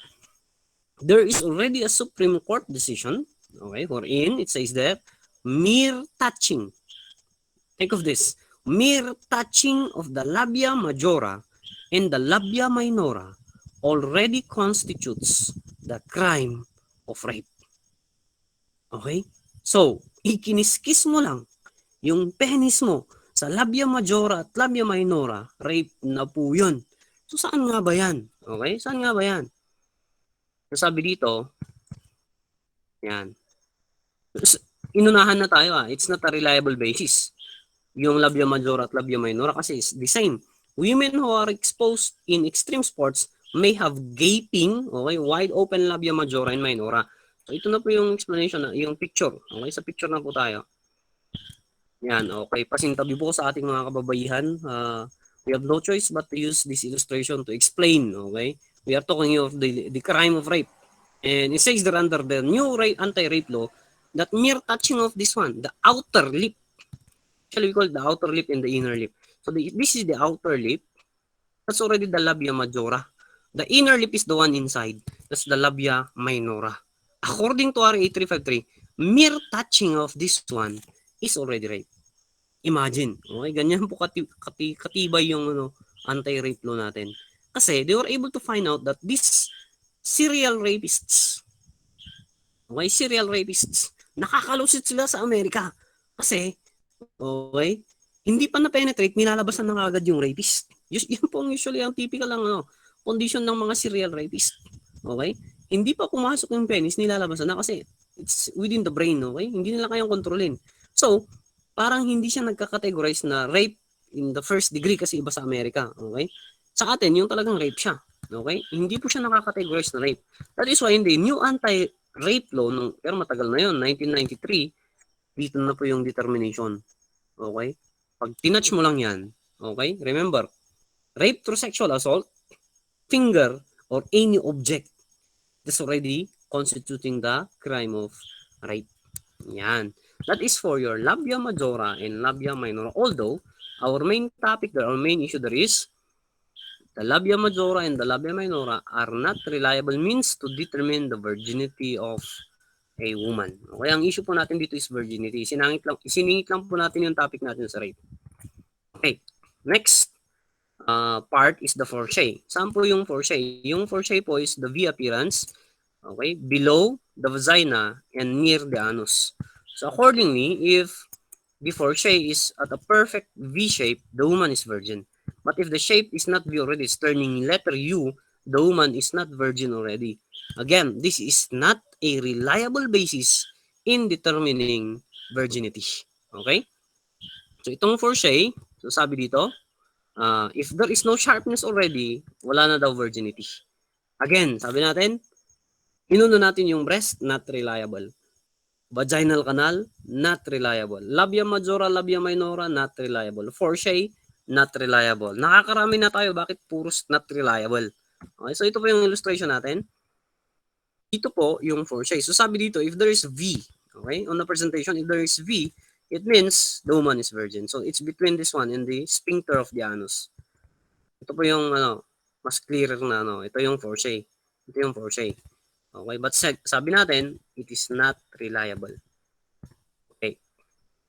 So, ano garud ang gagamitin natin na reliable means to determine virginity. So, we now go to one part, I'm sorry for the photo, of the reproductive organ of the woman, which is the hymen.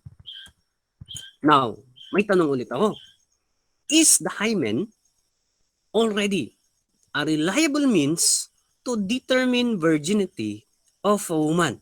So, what's the hymen? That's the thin skin, okay, located at the vaginal opening. Yes or no?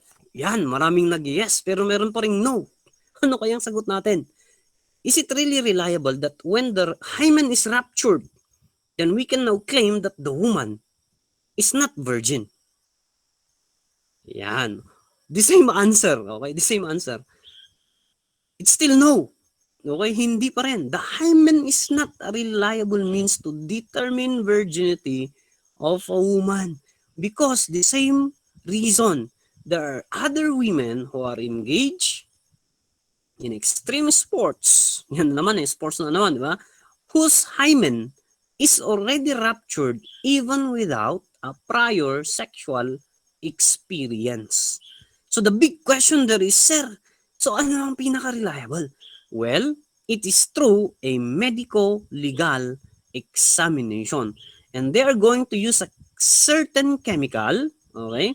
They are going to place it in the vaginal canal or even in the hymen, that if it reacts to that particular chemical, it will change its color, then there is an indication of laceration. So, our reliable means for determining the state of virginity of the woman is if there is or there is no laceration. Okay, but it depends on the kind of laceration again. That is the reason why ang next na topic natin is to learn about our hymen. Oh, not our hymen, about the hymen of women. Okay? So, nandito po yung ibang mga types ng hymen. Like this one, you have the annular hymen. Ito po yung pinaka-common na type ng hymen. Annular is like a perfect ring type. Okay? Ito po yung yung hymen. Okay? Yung skin. Okay? Na yan po yung napupunit. Yan po yung nagbe-break during sexual experience. Ito po yung talagang pinaka-presentation niya. Okay? So once that is penetrated, ang makikita mo po dyan is laceration. Okay? Pero depende nga, sabi natin, depende sa laceration. But if merong laceration, then there is indication already that there is sexual penetration. Okay? So meron din tayong tinatawag na crescentic or lunar, just like the shape of the moon. Okay? Meron din pong ganyan. Okay. This is a type of a hymen that has some sexual experience or not sexual. Sexual masturbatory experience. So pag makikita nyo, merong mga ganyan using the fingers. Okay? But no penetration. No penile penetration. No penetration of the penis. That's why ganyan yung kanyang photo. Ganyan yung kanyang image. Okay? We call it a hymen that has masturbatory experience.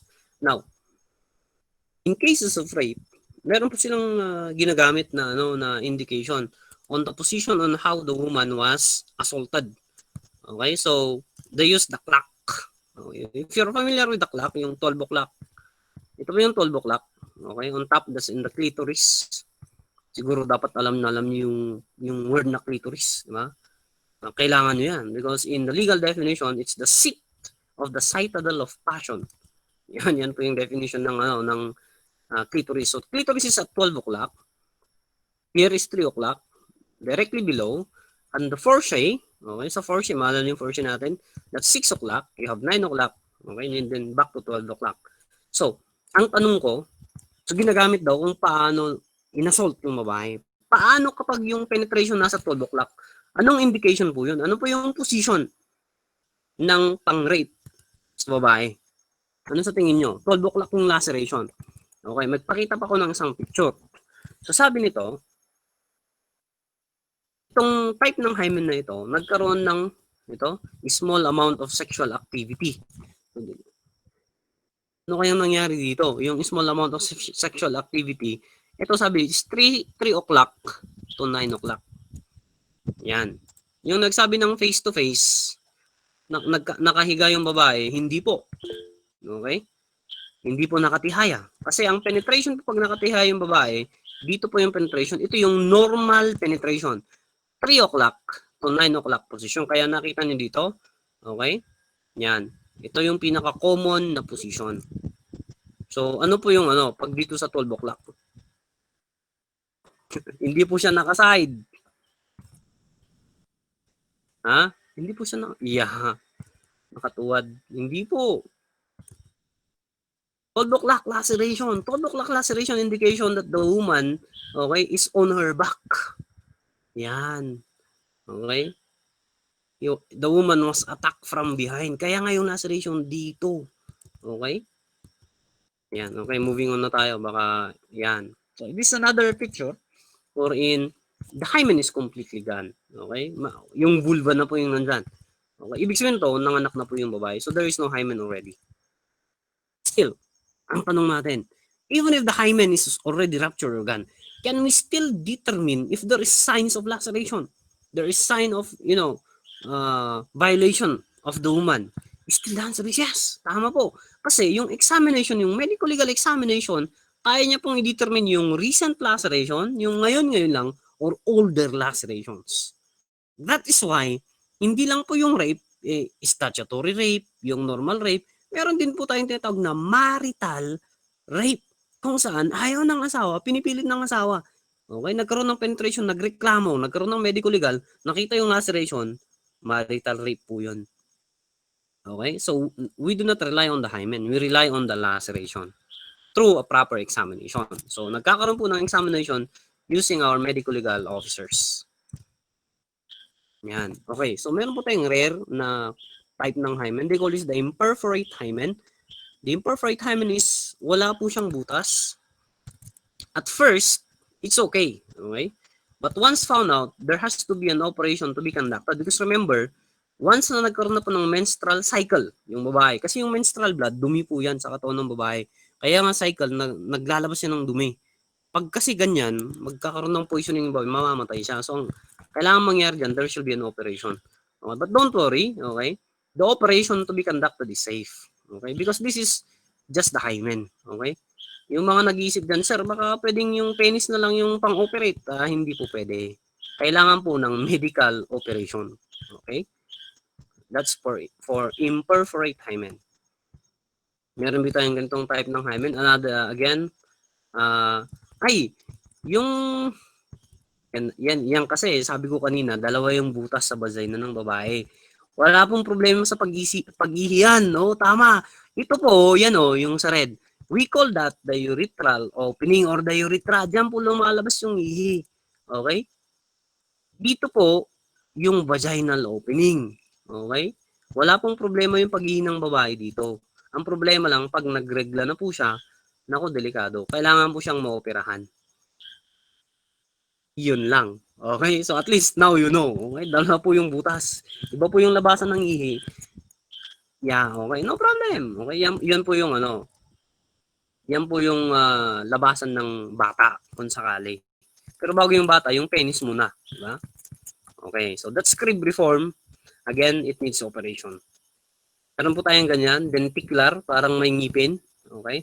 This does not need already operation kasi yung hymen, it can be ruptured through a sexual experience. Pwede rin po yan. Okay? Meron po tayong labial at saka septate. Meron din po tayong subseptate. Okay? So, kanya-kanyang klase po ng hymen ng bawat babae. Okay? Depende po yan. It's either genetics or hereditary. Okay?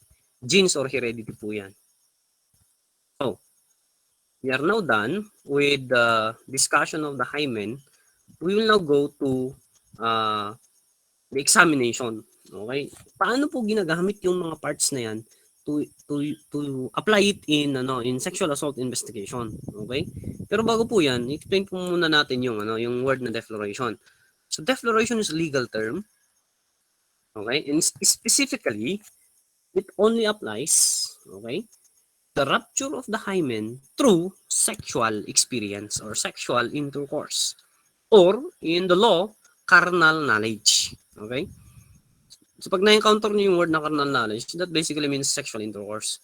If insertion, laceration of the hymen not through sexual act, hindi po yan defloration. So pag insertion of an object or probably a fruit, tama po ba? Okay, yung pinya nga di ba? That is not defloration. Okay? Because defloration is very strict in its definition. It's sexual intercourse. So if that defloration is used to assault the woman, then basically that is rape through sexual intercourse or rape through carnal knowledge. Yan, that's defloration. So for defloration, it's just a repetition of the previous discussion for a state of virginity. You have the vulva, the foresay, vaginal canal. Now, maulit din po ito. Okay? And then now we go to sexual assault investigation. So this is the highlights. So aside from knowing now the parts of the woman, ano po yung process? Ano yung kinakandak nila na proseso when they are now going to examine? Okay, they are now going to examine the vagina of the woman for lacerations. What are the steps to be conducted? So this is the definition of sexual assault.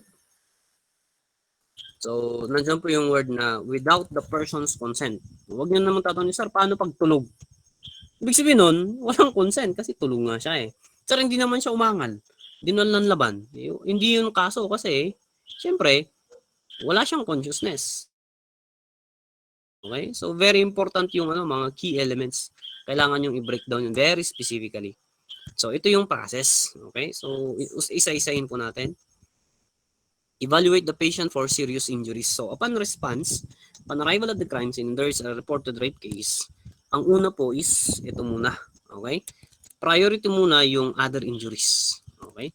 So, sabi dito, fractures, hemorrhages, and others na baka magre-require ng immediate treatment. Okay? So, prior to the examination of the reproductive organ of the woman, priority po yung mga pasa, mga sugat, mga defense wounds kasi may typically mga ganyan, may defense wounds, nanlaban yung babae, mga ganyan, yan ang ipaprioritize. And then, obtain a brief history. Okay? Explaining kung anong next na mangyayari during the examination. And more importantly, obtain the consent of the woman.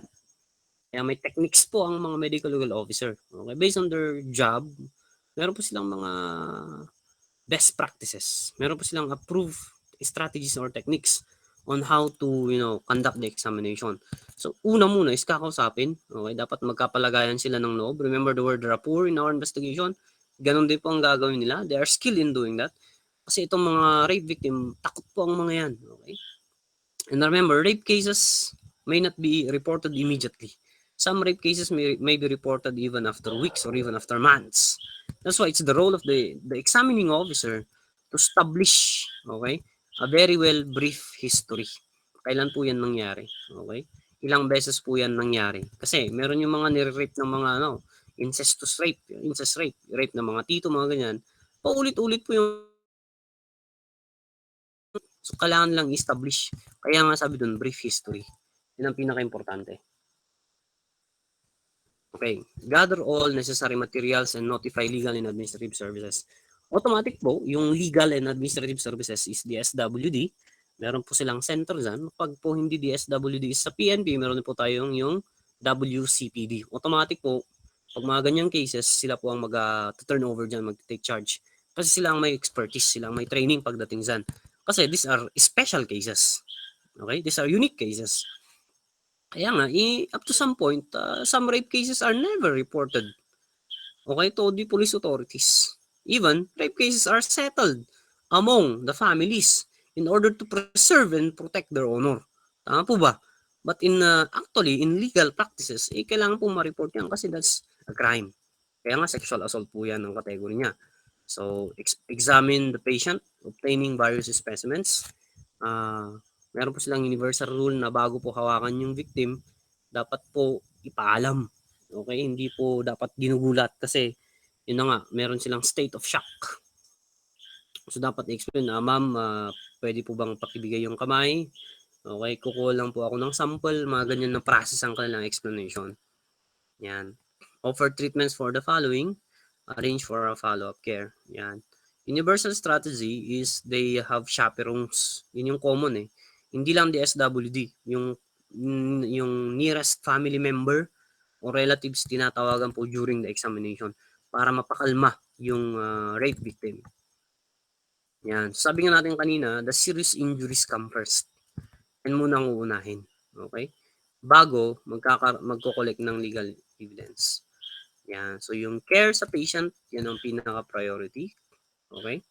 Notify social services. Sabi nga natin kanina, mayroon pong experts sa mga yan, lalo na sa counseling, psychological counseling, debriefing, recovery, mga ganyan.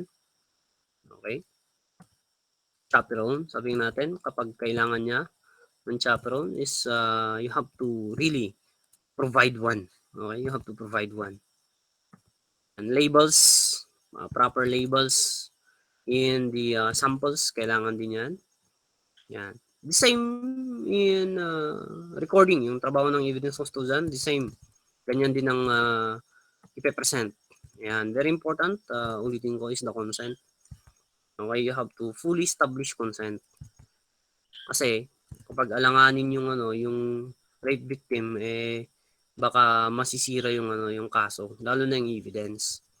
And then more importantly, yung turo niya sa amin when it comes to these types of cases is police investigators automatically must secure and look for the clothing of the victim. Kasi sabi nila, usually mga rape victims is parang madumi yung tingin nila sa sarili niya, kaya maliligo ka agad sila. Thereby destroying whatever biological evidence that might be present. Okay? That might be transferred by the suspect. So ang police officers, ang una pong hahanapin daw is the clothing. Kahit pa dinala na siya sa ospital, dapat tatanungin kagad yung mga nurse or nurse in charge kung nasaan yung clothing. Kasi yan po yung pinaka-rich na source, okay, ng biological evidence in cases of rape. Yan. Isang reminder po yan. So that when you become police investigators and you encounter these cases, very important po ang clothing as one evidence. Aside from the medical legal to be conducted. Yan. So during the examination proper, okay, meron po siyang guidelines. Pag yung clothing may moist or dry, tanggalin yung clothing. Okay, let it dry completely. Air dry, yan po yung universal rule natin, di po ba?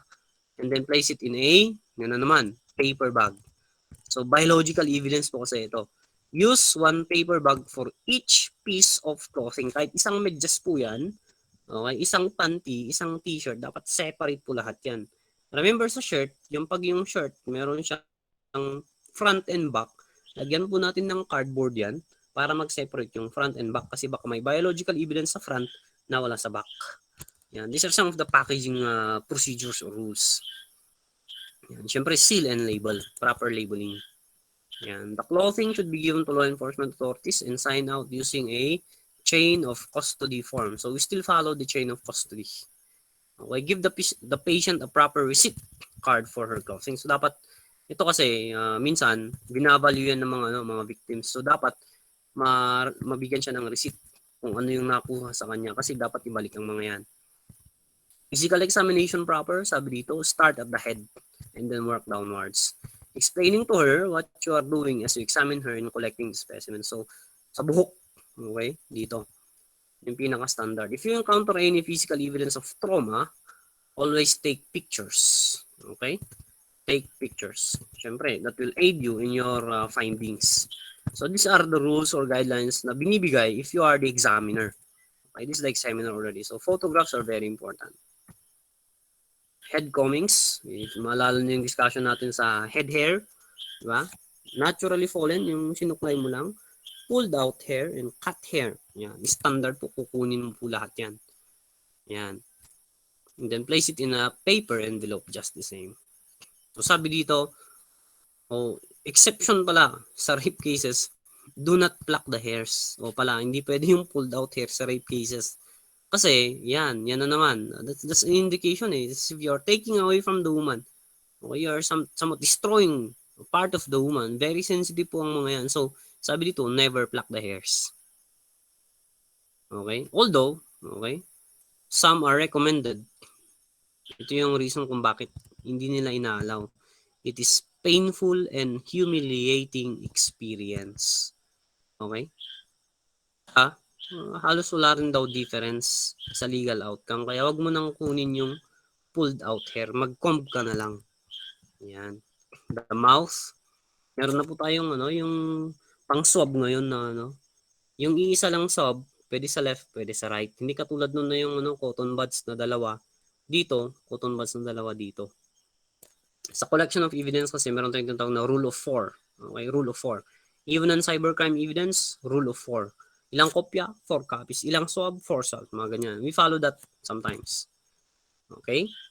And then label the plate, discard the swab, send to laboratory. Ask patient to please want filter paper. Yun yung common na ginagamit sa swabbing sa saliva. Buccal swab. Yan. Wag not chew the filter, do not touch. Air dry. Yan. Yun yung common natin, air dry. Okay? Okay? Yan. So these are some of the procedures. And then after that, after this one, and swabbing, ito na, mag-check ka na dito. The neck, the back, the breast, the abdomen, and the arms. Yan. Pag kasi minsan, nanlaban yung babae, there might be transfer of biological evidence coming from the suspect. Yan. So you have there the head combings. Yan. Properly place it in a paper envelope. Yan. Ito yung mga materials na ginagamit ng mga examiners natin. Nakita na may flashlight, mga ganyan. Okay, these are some of the the hands, fingernail scrapings evidence. Baka nangalmot yung babae, may na-deposit ng blood or skin galing sa lalaki, then that can be a rich source of DNA. Malala nyo yung DNA. Next topic na po natin yan. Yan, and place them in envelopes. Pubic hair, okay?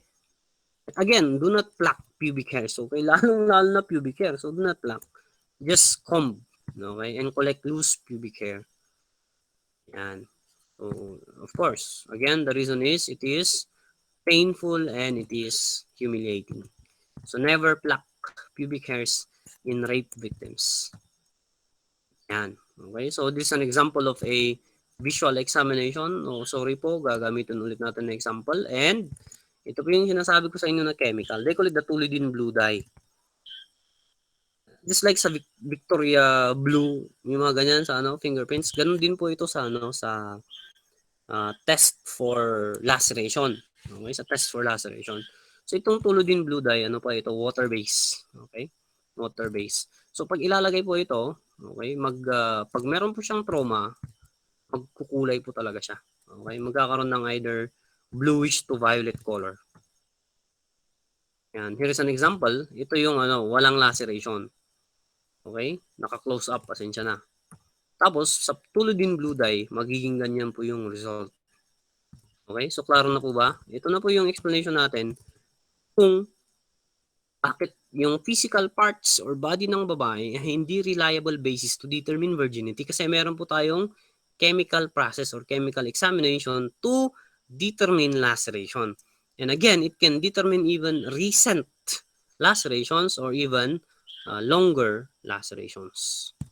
Yan. So, again, visual examination of the cervix. Kaya po, napakahirap po maging rape victim at saka mag-file ng rape case kasi ang dami kang beses na i-rape. Actually, hindi lang po yung actual rape. Even sa medical legal exam, okay, ma-abuse ka din po dyan. Even sa courtroom, okay, yung mga lawyers, okay, mga defense counsel, walang pakialam mga yan. Sisiraan yung character mo, sasabihin marami kang boyfriend, okay, ikaw isang babaeng disgrasyada, yung mga ganyan. So, hindi ka lang ni-rape sa crime scene, ni-rape ka pa sa crime lab. Sa medical legal officer, i-rape ka pa sa courtroom. Kaya napaka-challenging po sa mga victims ng rape ang mag-open up at mag-testify. Kaya sabi natin nung una sa types ng evidence, testimonial evidence are very strong in rape cases. Ito po yung isa sa mga reason. In some courts, okay, but this is not a Supreme Court decision, in some courts, pinagbabawal po nila ang color photography, lalo na sa rape cases. Black and white po ang binibigay nila. The reason kung bakit black and white yung photos is to remove bias in the eyes of the judge. Kasi meron din namang rape cases that are concocted or created, okay, to assault the man, the owner of the man, or pagpeperahan ng yung lalaki. Meron din mga ganyang kaso. That is why in some courts, they require that the photos are in black and white. Ayaw nilang color photography. Yan, that is for sa mga processes ng examination. Yan. So, meron kasi silang tinatawag na vaginal speculum. Ipapasok po yan, okay, sa vagina ng babae to inspect, okay, for laceration. Yan. So, ganyan po kalaki yung yung gagamitin na speculum to determine examination. Okay? So, right after the examination, ito, meron po sabi dito, let the patient shower and change clothes. Bakit? Okay, pag showerin mo, pagbalik mo ng damit to redeem, okay, the psychological well-being of the woman. Kasi pag maliligo ka, it's as if you are cleaning away, okay, the the experience, the bad experience that you have. That is why yung mga in charge po sa mga ganitong investigation kailangan pong very well trained ang mga ito kasi very sensitive po ang cases ng mga ganitong kaso. Okay? Pagdating po sa sexual assault investigation. Ayan. Okay, so that is for number 10. And of course, you have follow-up examinations to be conducted right after the medical legal examination. So yung pinaka-importante talaga, the examination conducted will serve as your very strong evidence, okay, in rape cases. Kaya once na yung babae tinurno siya po, tapos merong medical legal examination na may laceration, tapos yung testimony niya is talagang very consistent, kahit anong sira mo, it will always stand out, mataas po ang tsansa na mako-convict yung accused. Okay, yan po ang totoo pagdating sa rape cases. Okay, and release from medical department, write your report. So that is now the end for the examination, the actual examination for sexual assault cases. Yan. So kung may evidence po tayo, following always the chain of custody of evidence. Napakarami po nito na ebidensya na kailangan mong ibigay sa iyong investigator on case. Yeah, so this is the job of the examiner for sexual assault cases. Okay? So, sabi dito, the success or failure of any criminal investigation often depends on recognition of physical evidence. That's why special crime investigation relies, sabi natin, not on hearsay evidence, okay, but it relies on physical evidence that are always there or that are always present at the crime scene. Okay, so that ends the two topics. Imagine nyo yung two topics natin na death at saka sexual assault. Naka more than 2 hours na tayo. So our next topic, this is our last topic for today, for special crime investigation. Before we have the Q&A is for DNA. Yan. So ano pong ibig sabihin ng DNA? What does DNA stands for? Yan. Sa mock board, tinatanong po yan sa mock board. For the board exam, I have yet to encounter what is yung tanong na what is meant by DNA. But so you have to buckle up again. This is our last discussion before the Q&A. We have to explore one of the newest. Although 1987 pa to. Pero sa Pilipinas, year 2007 lang na natanggap ang DNA evidence sa court natin. So meron po tayong Supreme Court ruling that in the year 2007, okay, result via DNA is already admissible. But in other countries, nakarangkada na po sila. Even to the point that yung mga cases nila 30 years ago, 40 years ago, imagine 1960s, 1970s, 1980s na mga cases nila in other countries, binabalikan yung mga kaso using DNA evidence. Kasi well-preserved yung blood na nakakolekt sa crime scene noong 1960. Nung kinandak nila sa DNA examination, aba, inosente pala yung nakulong.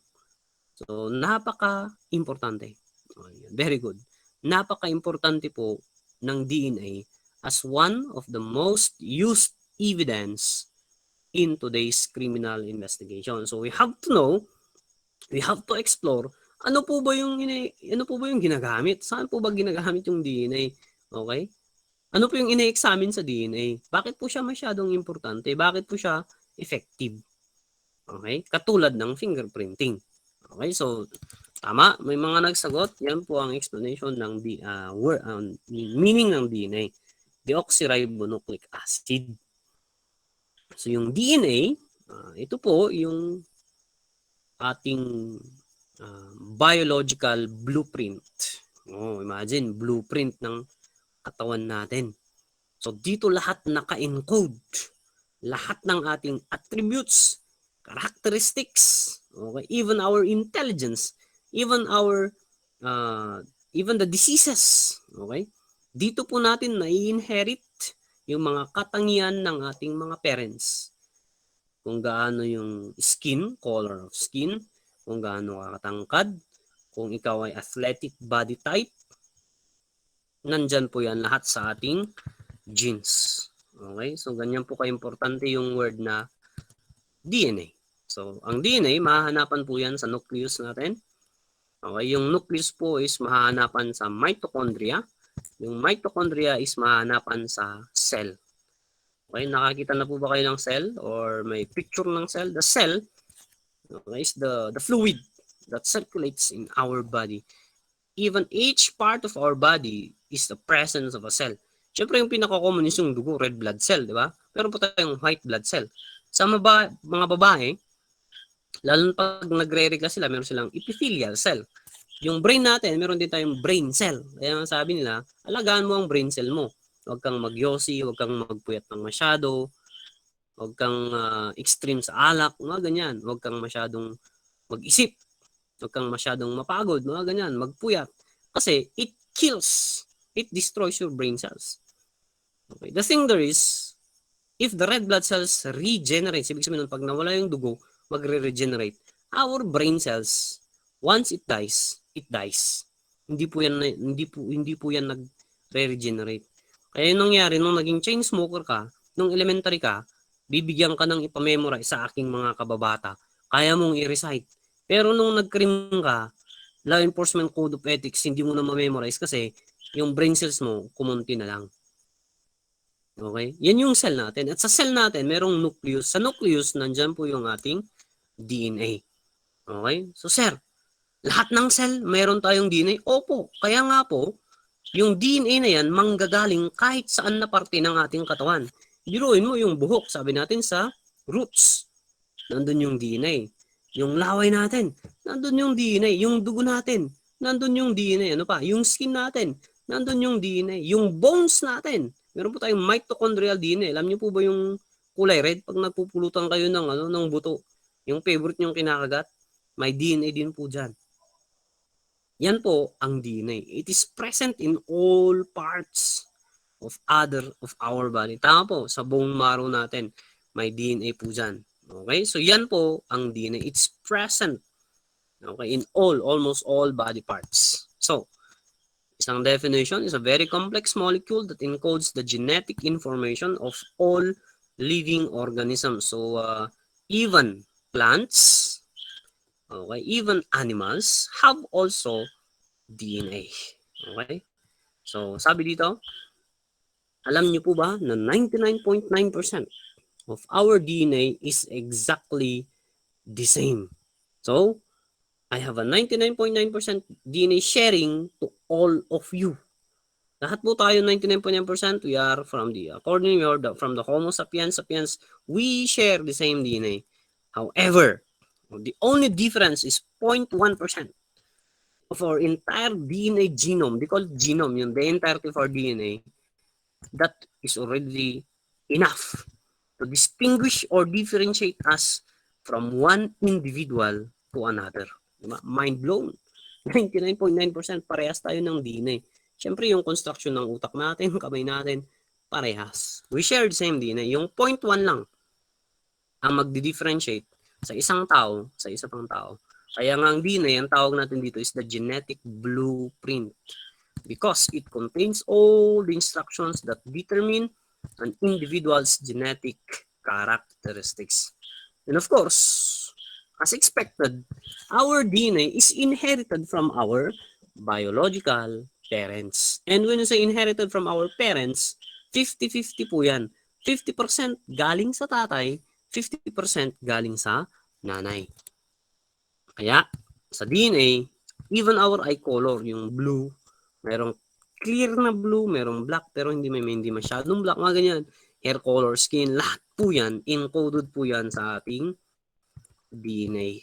Okay? So, exploring more on DNA, ito yung pinaka-common na picture na pinapakita po nila pagdating sa DNA. Okay? It's a helix.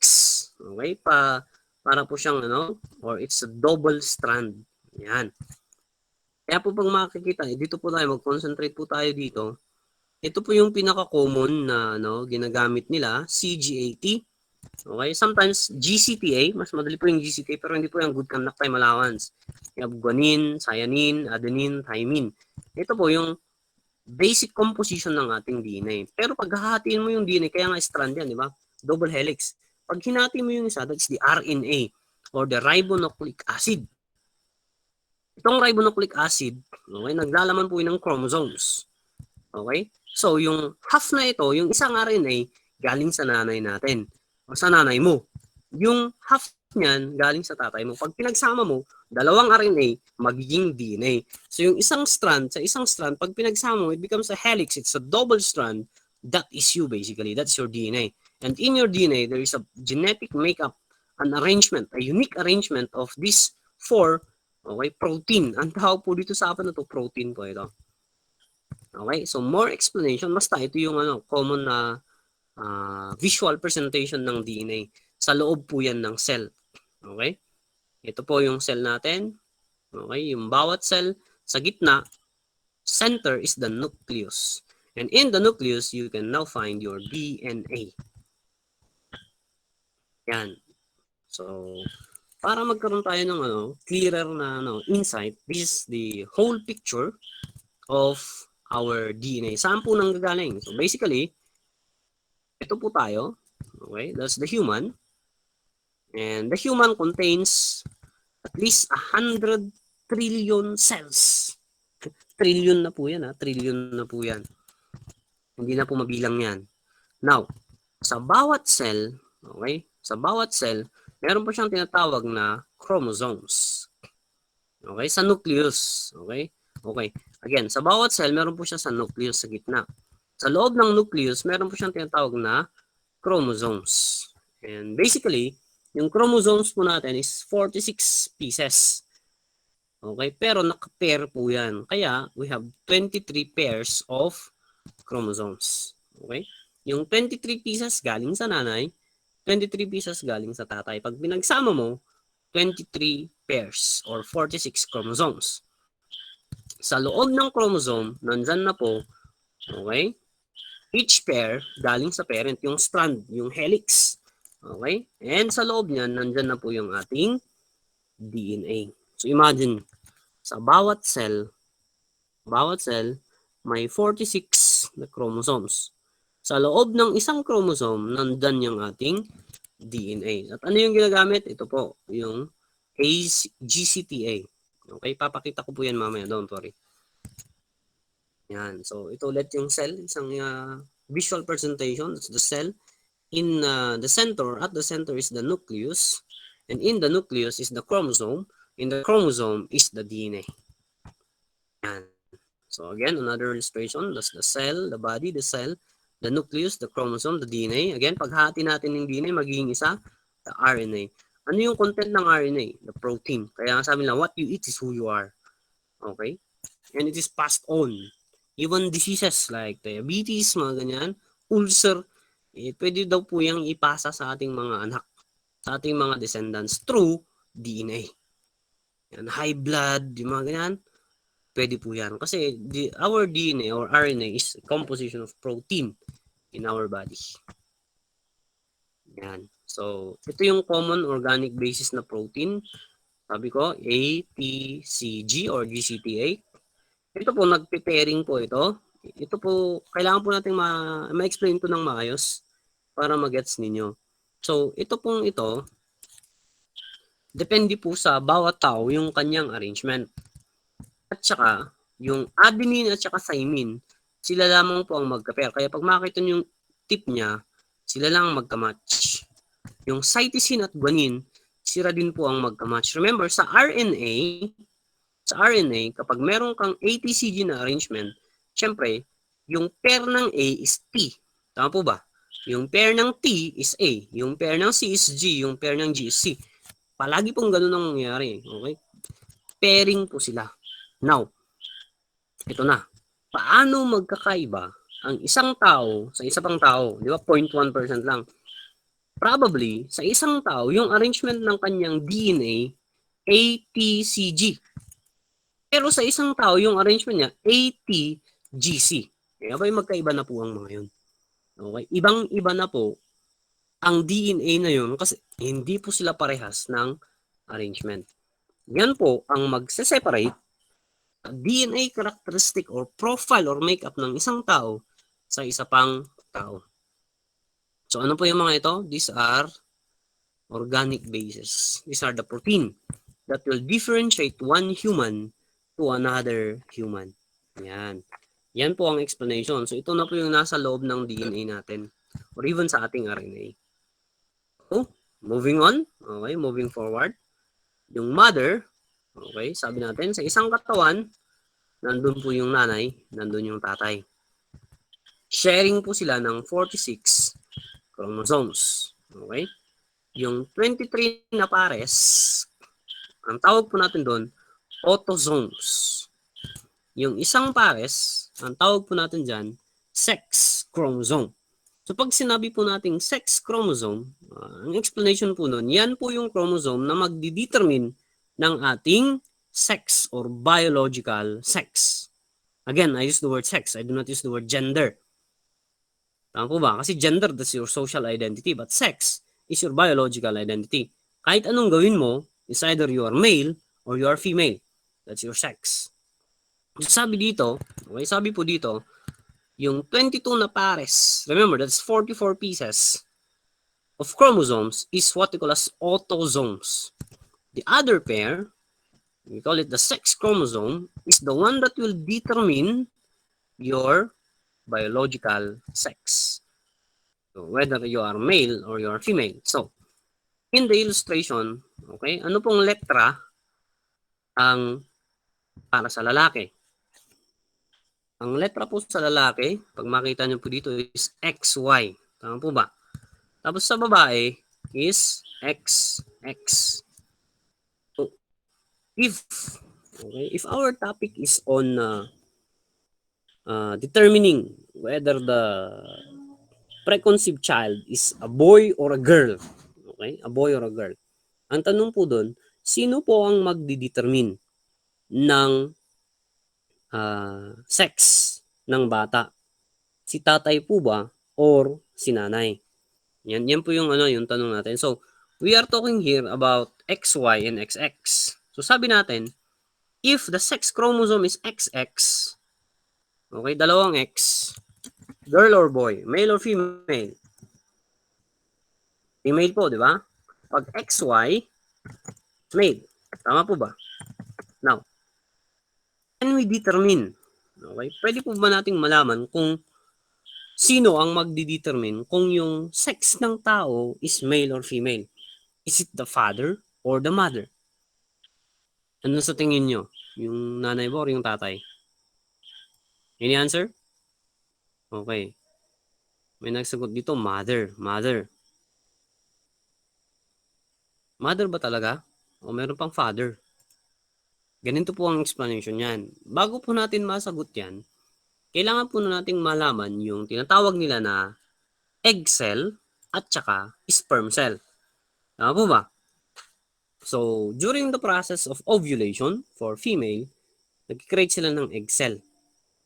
Constant po na ang chromosome na pinuproduce ng egg cell ay X chromosome. Okay? Wala pong egg cell na Y chromosome. Okay? So, X po yan. So, ang ibig sabihin nun, kapag yung sperm, ang dala-dala niya na chromosome ay X,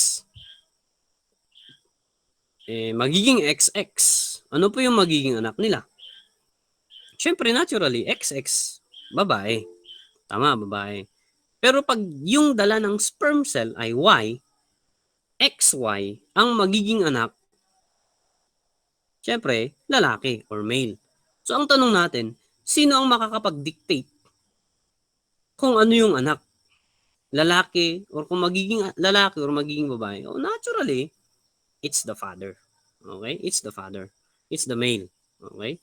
Yan po ang mechanism ng sex chromosome natin. It's the father that will dictate. Now, meron po tayong tinatawag na genetic defect. Paano kapag yung sperm cell, ang dala-dala niya, X at saka Y? Naku, laking problema po yun. Okay, huwag niyo pong sabihin bakla. Wala pong ganun, okay? XXY, they call it the Klinefelter syndrome. May mga syndrome pong ganyan. We call it genetic defects. Kung saan, yung lalabas is, kaya meron tayong tinatawag na hypochondriasis, mga ganyan, di ba? Matangkad yung lalaki, narrow yung kanyang, narrow yung kanyang shoulders, long yung kanyang mga hands. It's a genetic defect. Meron pong mga ganyang syndrome. Okay? But normally, ito pang meron. XY at saka XX. Now, with that explanation, we now apply our knowledge on DNA on what we call as DNA analysis. Ito na po yung part kung saan i-analyze natin. Gagamitin po natin sa criminal investigation. So, yan po yung male at saka female. So, ito po yung illustration.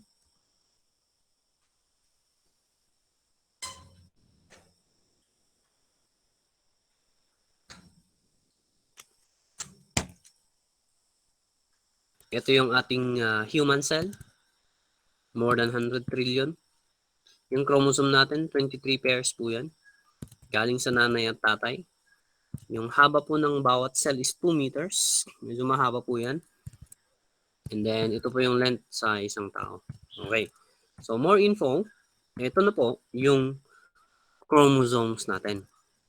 Sa DNA analysis, ang tawag po ito, alleles. Okay? Alleles. Ito yung spelling niya. Yan. So, meron po tayong 23 alleles. Okay?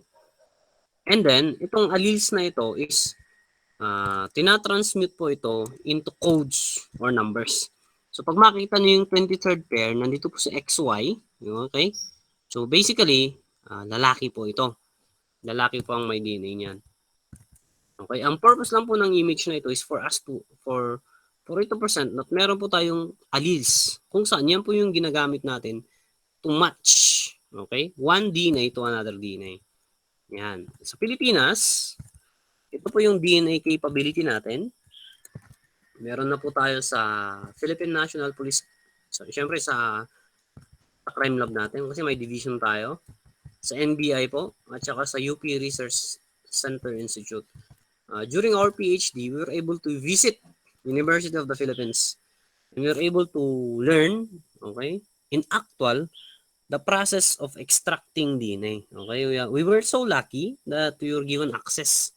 Kaya nakita ko po kung paano yung process ng pag-extract ng DNA. Pati po yung bone marrow DNA, ang tawag po dun mitochondrial DNA, nandito na rin po sa ating bansa. Okay, kung paano po na-extract yung DNA. Kaya napatunayan ko, yung mga myth about DNA, okay, na-clarify ko rin po during doon sa napuntahan namin, okay, sa UP. Pero, meron lang pong capability for criminal investigation is yung PNP tsaka NBI. Ang UP is purely for research only.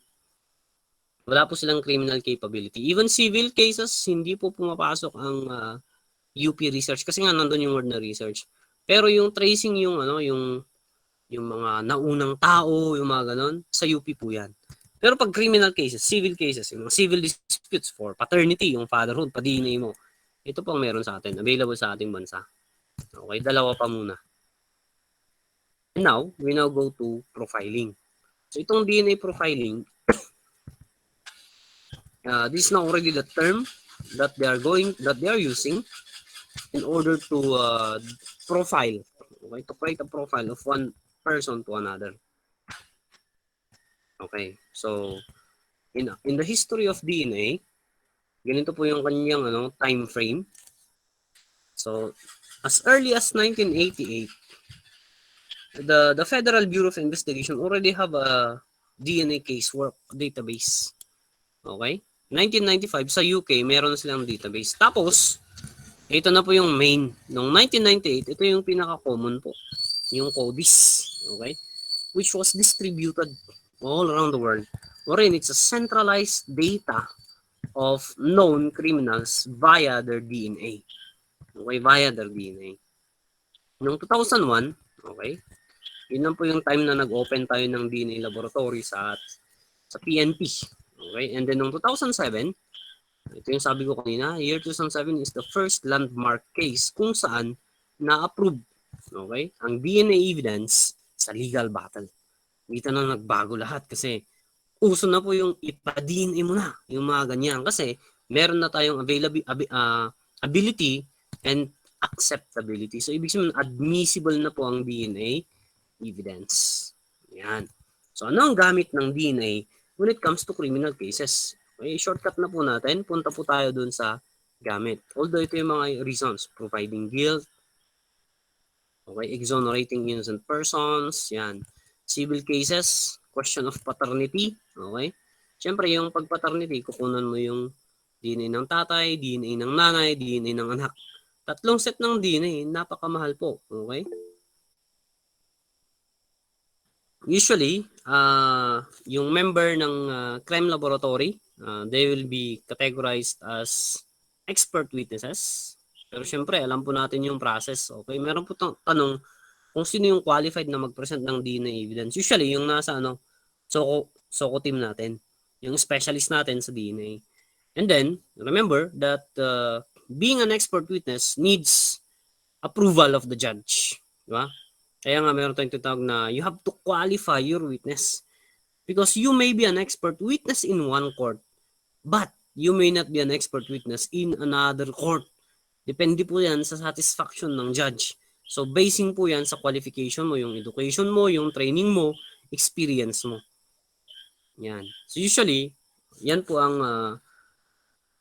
nangyayari. So, DNA, if you are asking if DNA is associative evidence, DNA is more of a tracing evidence. And tracing is more of a trace evidence. Okay? Biological evidence, transient evidence. But, if you are going to talk about yung tracing evidence, associative evidence, then we can use, or corpus delicti evidence, we can use DNA as an associative evidence.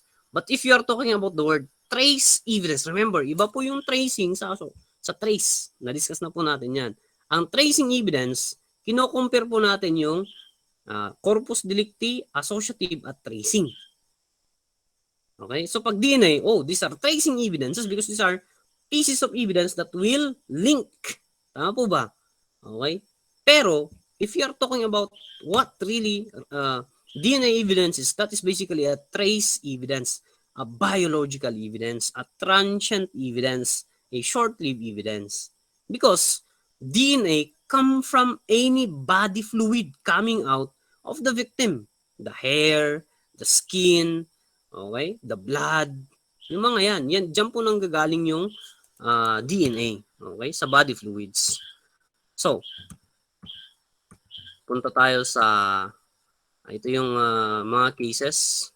So, big rape case, yung sinemento, si Precious Lara Kigaman, something. Maguindanao Massacre. Okay, burning, ganyan po. Okay, ito yung helicopter na nag-crash, yung presidential chopper. Okay, even mass disasters. Okay, ginagamit po natin yan sa identity. Parental disputes, criminal litigation, identification of human remains. Kaya pag may mga mass disaster, magkakasama po yung odontologist, fingerprint expert or fingerprint examiner at saka DNA examiner. Yan. Pero, sabi natin, 100% ang fingerprint, 99% ang DNA because of identical twins. Identical twins share exact DNA. Yan po ang katotohanan. Kasi, okay, pag sinabi mong identical twins, they come from one. Okay? They come from one sperm cell. Kapag ito yung isang egg cell, kasi may dalawang klase ng twins. You have the fraternal and identical. Yung fraternal, dalawang sperm cell, pumasok sa egg cell, in the process of mitosis, nung nahati siya, ganun. Okay? Dalawang source ng DNA yung pinanggalingan. Yung isa, lalaki, yung isa babae.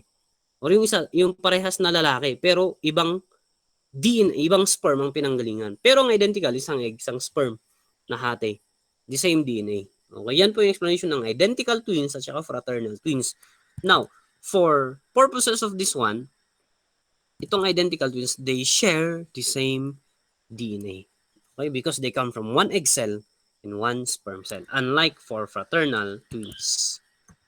Yan. So, sabi natin, dito ang source ng ating DNA. So, imagine, almost every part of the body, pwede tayong makakuha ng DNA evidence. Kaya nga, isa ito sa pinaka-accepted at pinaka-sikat na type ng biological evidence, even to the point that if the following pieces of evidence were collected and were stored properly, even for more than 20 years, you can still use them and conduct DNA profiling or DNA analysis. Ganyan po kaganda ang DNA evidence. Yan. So, dito manggagaling yan. This, even the mucus, even your perspiration. Okay? Siyempre, brain, meron at merong DNA yan. Extract po yan pag wala talagang ibang sources. Urine. Okay? Nandiyan po ang DNA natin. Yan. And ang kagandahan nito, the same DNA is found in all cells of the body. Hindi yung, iba yung DNA na galing sa dugo mo, iba yung DNA na galing sa buhok mo. Naku, delikado po yan. Ibang klaseng tao yan, ang daming DNA. Okay? Hindi po ganyan na mag-operate ang DNA natin. Kaya nga po siya reliable. Okay? And your DNA does not change through your life. Although, if you are interested in curious cases, meron pong mga very rare cases kung saan yung babae, yung DNA niya is nag-iba. Okay? Ang nangyari dun yung babae is nagtatrabaho siya sa isang chemical factory. Nagkaroon ng mutation yung kanyang DNA. Kaya yung DNA niya nag-slightly nag-change sa original niyang DNA. May mga ganyan din po. Okay? These are extreme and rare cases. Mga isolated case, kukunti lang mga to. But generally, hindi po magbabago ang DNA natin throughout our lives. In the same way as our fingerprints. Any cellular material left at the crime scene may be useful source of DNA. Kaya if yung tanong, saan ka makakahanap ng DNA? It's virtually anywhere. Okay? It depends on your skill. Depends on your instinct. Okay? Kung saan ka makakahanap ng DNA. Yan. So, ito yung potential source ng DNA. Marami yung example sa Amerika. Yung magnanakaw. Tapos, nung nagnakaw, may nakita siyang naiwang bagel na donuts sa kitchen. Natakam siya. Kinagat niya. Tapos, iniwan niya yung kalahati. Hindi niya kinain lahat. Na-trace siya pamamagitan ng donut na ninakaw niya. Merong mga magnanakaw, mga robbers, meron silang bottled water. Binuksan nila, ininom, tapos sinara yung takip, tapos tinapon sa river. After 2 years, na-recover yun, nabuksan yung takip, nagkandak ng DNA, na-trace pa rin nila. Okay, ganyan po ka-amazing ang DNA as evidence. Okay, if it is well preserved, okay, you can still extract DNA in that particular evidence. Yan, even envelopes or stamps na link para ma-seal. Yan. Hats, bottles of cans. So almost anywhere you can extract DNA. Mahirap nga lang. Okay? Madaling i-discuss, madaling alamin, pero mahirap gawin. Okay? Yan po ang pinaka-challenging part nito. Pag ikaw na mismo yung gumagawa. Okay? Toothbrush and so on. So these are some of the sources of DNA. Yan. And sabi ko nga kanina, DNA evidence is trace evidence. Okay? It's a very biological type of evidence, such as hair, fiber, body fluids, and almost any body excretion. It can be a potential source of DNA. Okay. So these are some pictures where you can try to look at sources of DNA. So, general rule, pag mag-collect ka ng DNA, air dry. This is a general rule. Yan. Cutting, swabbing, scraping, cigarette butts, air dry, mga ganyan. Place in proper container. Yan. Fingernail scrapings. Okay. If the fingernail is long, you clip. If the fingernail is short, you swab. Yan. May mga ganyang rules po tayo. Like, if the blood is dry and it's in a non-absorbent surface like a table, you scrape. Tama po ba? If the dry is blood in an absorbent surface like a cloth, you cut the portion of the blood. If the blood is wet in a non-absorbent surface, in an absorbent surface, air dry and cut the surface.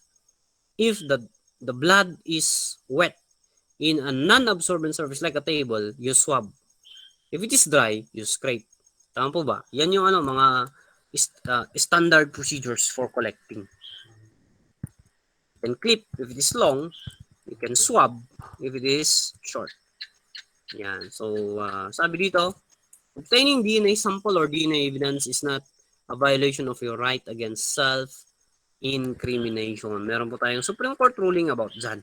Because your samples, the one that you give, are communicative evidence. They are not evidence of self-incrimination. Okay, they are not taken under duress. Meron pa yung strategy ng ibang police officer during the custodial investigation, during the interrogation, bibigyan ng kape. Okay, yung suspect. Kakape yung suspect, maiiwan yung kanyang lip mark, even yung DNA niya sa bottle, yun ang gagamitin nila to process DNA. Yung mga strategy pong mga yan. Yan, documentation and labeling, okay.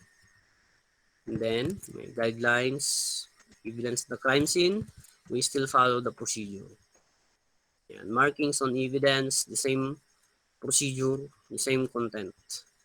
So, ito yung process. 5 po yan, pero ito yung gusto kong i-emphasize. Ano po ang talagang nangyayari? So, ito yung result. Pag maalala nyo kanina, I presented the alleles. Okay, yung alleles na yan yung ginagamit for matching or examination. So, we have a case. Here are some samples of cases to show paano po ina-analyze yung DNA evidence. So, ito yung case natin. Ito yung unang case natin. There's a rape case that is filed on a father. So, the father, whose name is Jim, was accused of raping his daughter, Nena. Okay? Who is mentally challenged. And then, Nena conceived and gave birth to Nene, who is also mentally challenged. So, merong tatay, si Jim. Meron siyang anak na mentally challenged na si Nena. Tapos si Nena nanganak. Siya si Nene. Tapos si Nene mentally challenged din. Tapos, si Nena, inaakusahan niya na nirape siya ng kanyang tatay. So, these cases requires application of DNA evidence. So, ito yung isang reason kung bakit nag-resort sila ng evidence. Kasi, dahil sa condition niya, ni Nena na mentally challenged, yung testimonies niya contradicting. At one part, sabi niya, walang nang rape sa akin. At another part, nirape ako ng tatay ko. Okay? So, kailangan nilang mag-resort. Okay? Mag-resort sa DNA analysis. So, syempre, kinuhanan ng DNA sample si Nena, si Jim, na tatay, at si Nene, na anak ni Nena. Okay? So, ito na yung result. So, ito po yung i-interpret. Okay, yung alleles. Ito po yung alleles, yung locus, yan po yung alleles. Ito po yung i-interpret, okay, ng ating DNA examiner. Kung saan, ito yung ruling natin. Kung talagang ikaw ay biological parent ng isang individual, at least isa sa pair ng allele mo ay present sa bata. So, ibig sabihin nun, kasi yung allele, pairing po yan. So, makikita nyo may pair. So, dapat, kung talagang anak mo, okay, kapag related kayo, dapat at least isa sa mga allele mo ay present. So, ang una nating gagawin, okay, is to match, okay, to match the genes or the alleles, okay, of, unahin natin, ito si mother. So, si mother is Nena. Okay? Tapos, sabi nila, si Nena, tatay niya si Jim. Tama po ba? So, ang sabi doon, at least isa sa allele nito meron sa kanyang anak para ma-prove natin na talagang anak siya. So, ito, sa first allele, yung allele ni Jim is 15-17. Yung anak niya na si Nena, tama ba? Nena or Nene? Wait lang. Tama, si Nena, yung nagkaanak. 15, 16. So ano pong implication nun? Yung implication nun is, merong 15 dito, merong 15 doon. Ibig sabihin nun, itong allele na ito, galing sa tatay. Probably yung 16, galing sa nanay. Okay, so 7-11, nandun yung 11. 10-12, nandun yung 12. 12-16, nandun yung 16 na nandun.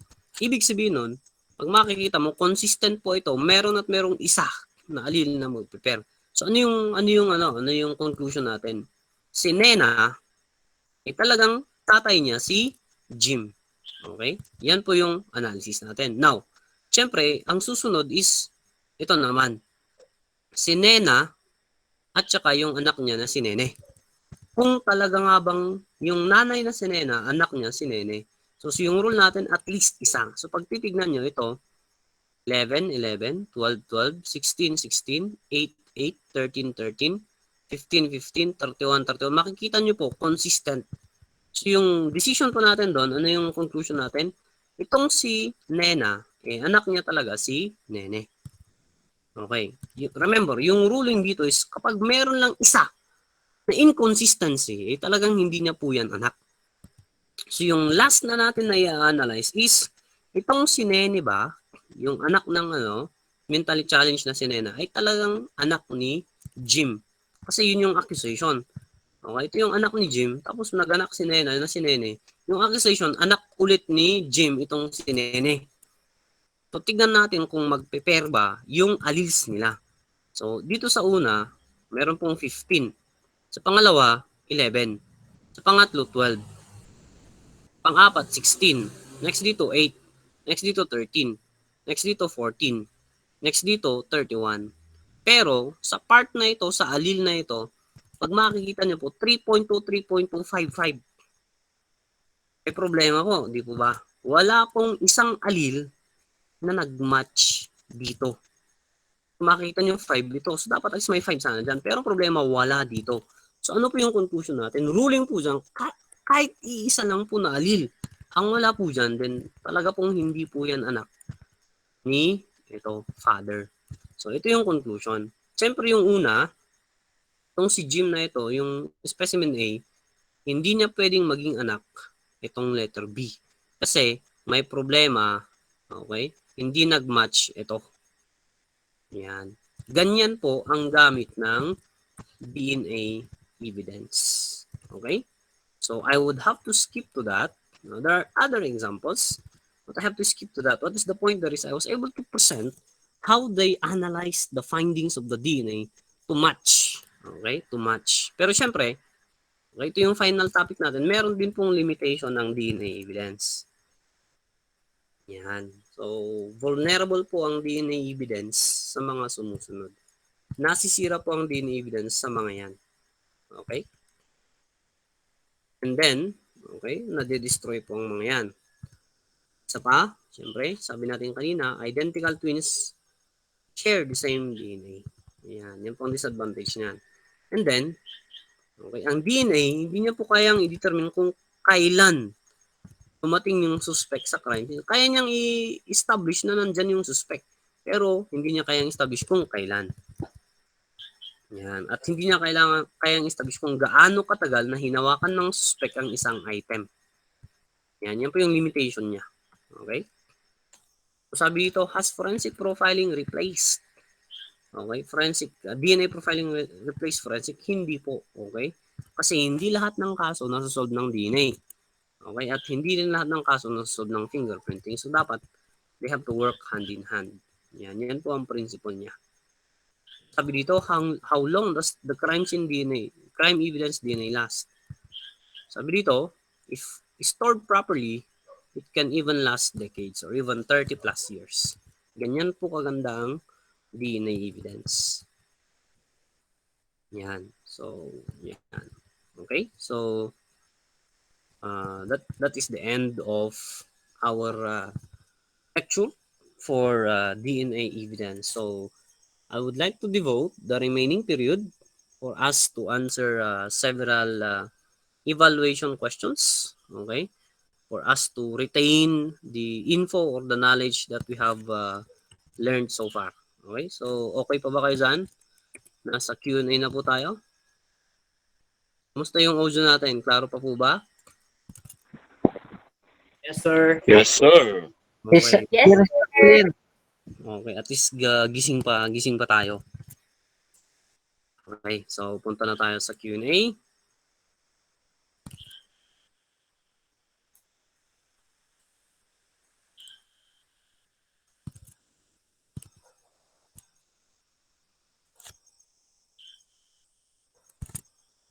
Ito po yung tanong natin. Napakita ko na po yung sagot kanina. So we are talking here of the growth. So ito na po, mga additional add-on info na lang po ito kasi hindi po natin mako-cover lahat ito with the given time frame. Okay? So what I did is to give you already the Q&A para makita nyo na yung makita nyo yung mga yung mga ibang topics sa special crime. So yung normal hair growth po, yan, tama. It's 1 centimeter per month. Yan. So, ito po yung normal. Okay? Ito yung normal. Pero meron din po tayong conditions like yung melanin tsaka keratin. Pag sobra po yan, pwede pong mas mabilis kaysa sa 1 centimeter per month. Okay, ito yung tanong. Cigarette butts and contents.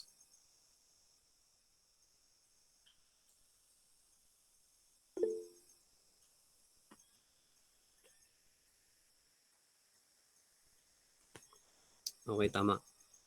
Yan po yung sa DNA.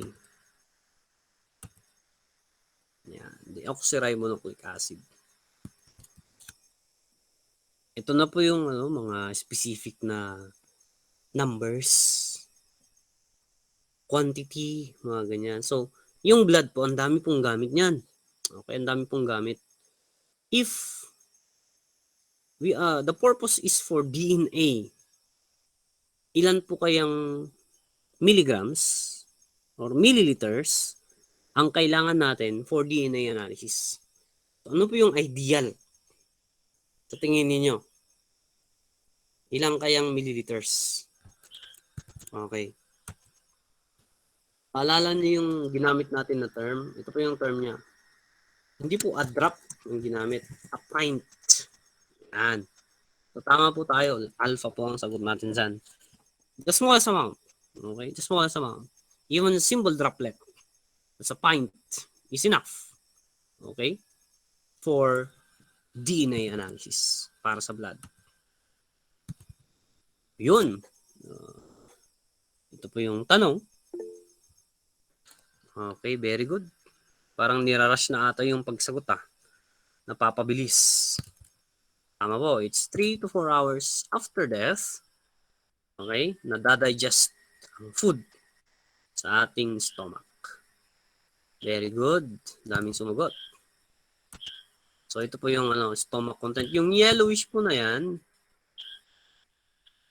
So, ito yung body fat. Okay, ito yung body fat.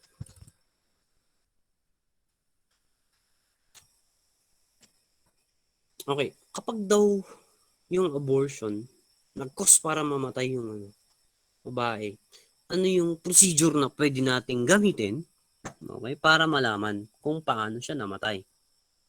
So basically, it's establishing the cause of death. Okay, wag po kayong iba-iba ng tanong. Okay?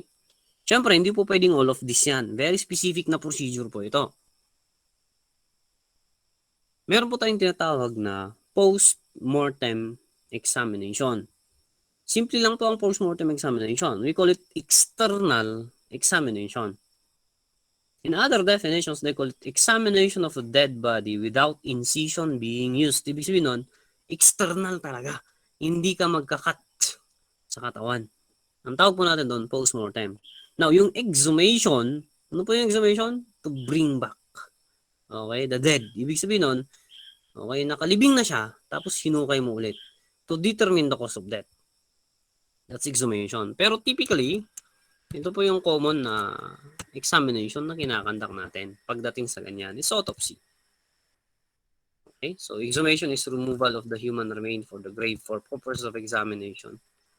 Ito bang exhumation? Okay? Typically, ganyan.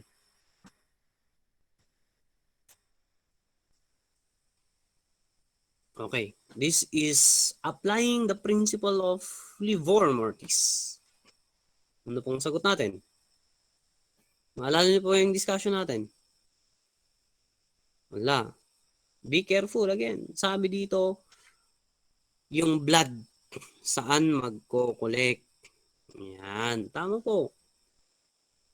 Remember, hindi sa back ng victim. Kasi pag back ng victim, napak-selective po niyan. Depende po kung paano siya, okay, pinatay. Okay, paano siya namatay. So, ang sagot po natin, hindi po it depends, hindi po it depends. Isa lang po ang sagot natin dyan. Okay, most dependent. Yan yung perfect na term na gamitin natin to explain. Okay?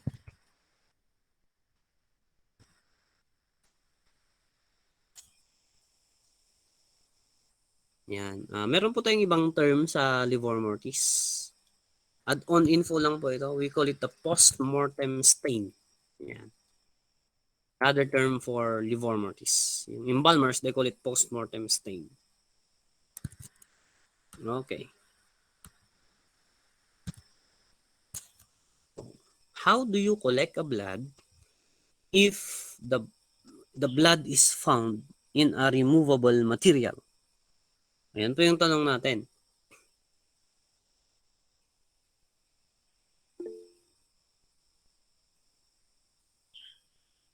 Yung keyword po natin dyan is the word, ano ba yung keyword?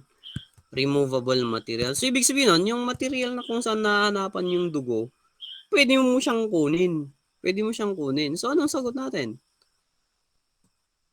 Remove the whole object. Opo. Okay. Paano po yung cut away part of the surrounding? Sabi natin kanina, say for example, this is a clothing. Nandito yung dugo. Ito, absorbent surface po. Ito, ibig sabihin, na-absorb nyo yung dugo. So, if you found a blood on the absorbent surface, we are going to cut the portion or part of the surrounding. Yan. Yan po yung ibig sabihin nun. Now, yung collect on swabs, ito naman yung wet blood.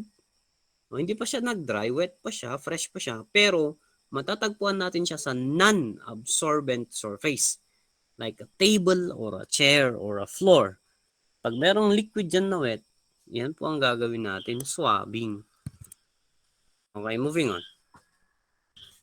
Dried blood.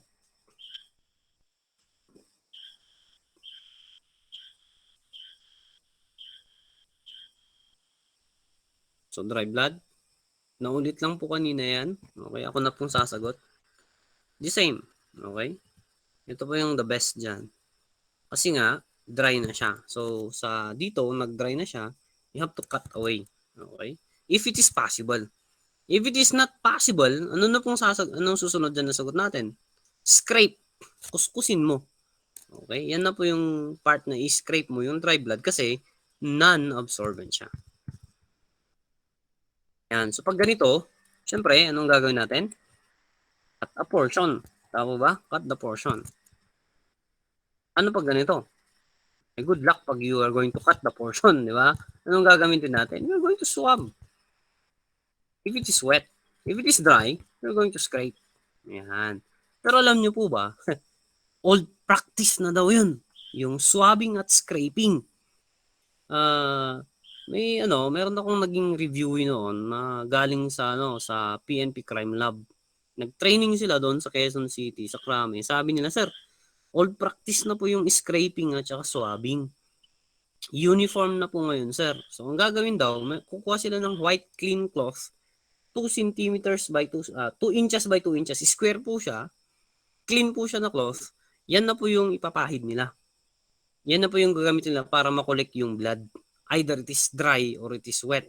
Ang explanation doon, pag i-scrape mo daw siya, yung impurities, like paint sa table, varnish sa table, masasama po sa dugo, masisira daw yung result. Pag isa-swab mo daw siya, yung cloth na galing doon sa cotton buds, masasama sa blood, makokontaminate yung evidence. So, ang pinaka-advisable daw ngayon na ginagawa ng SOCO is the cloth that is clean and doon na lang ipapahid. Okay? Paano yung dried blood, sir? Yung explanation na, sir, kasi ang blood, meron siyang tinatawag na hemoglobin. Yung hemoglobin na yan, yun yung liquid part. Kaya kahit dry yan, pag ipinahid mo yan sa isang cloth, sasama at sasama yung dugo. Yan. Yan po yung updates natin pagdating sa blood collection. Pero huwag kayong magalala kasi sa board exam, wala pa rin. Okay? Nandun pa rin siya doon sa scrape at saka swab. So, we stick to that. Okay? Maliban na lang kung biglang nag-improve yung board exam natin, ang ginagamit daw ngayon is a white clean cloth 2 inches by 2 inches. Yan. Moving on. So, okay na po ba tayo doon? Okay, next. How do you package dry blood? Yan. Okay. Standard po tayo, SOP po tayo. Always paper. Avoid plastic. Okay, tama po. Saliva. Moist saliva.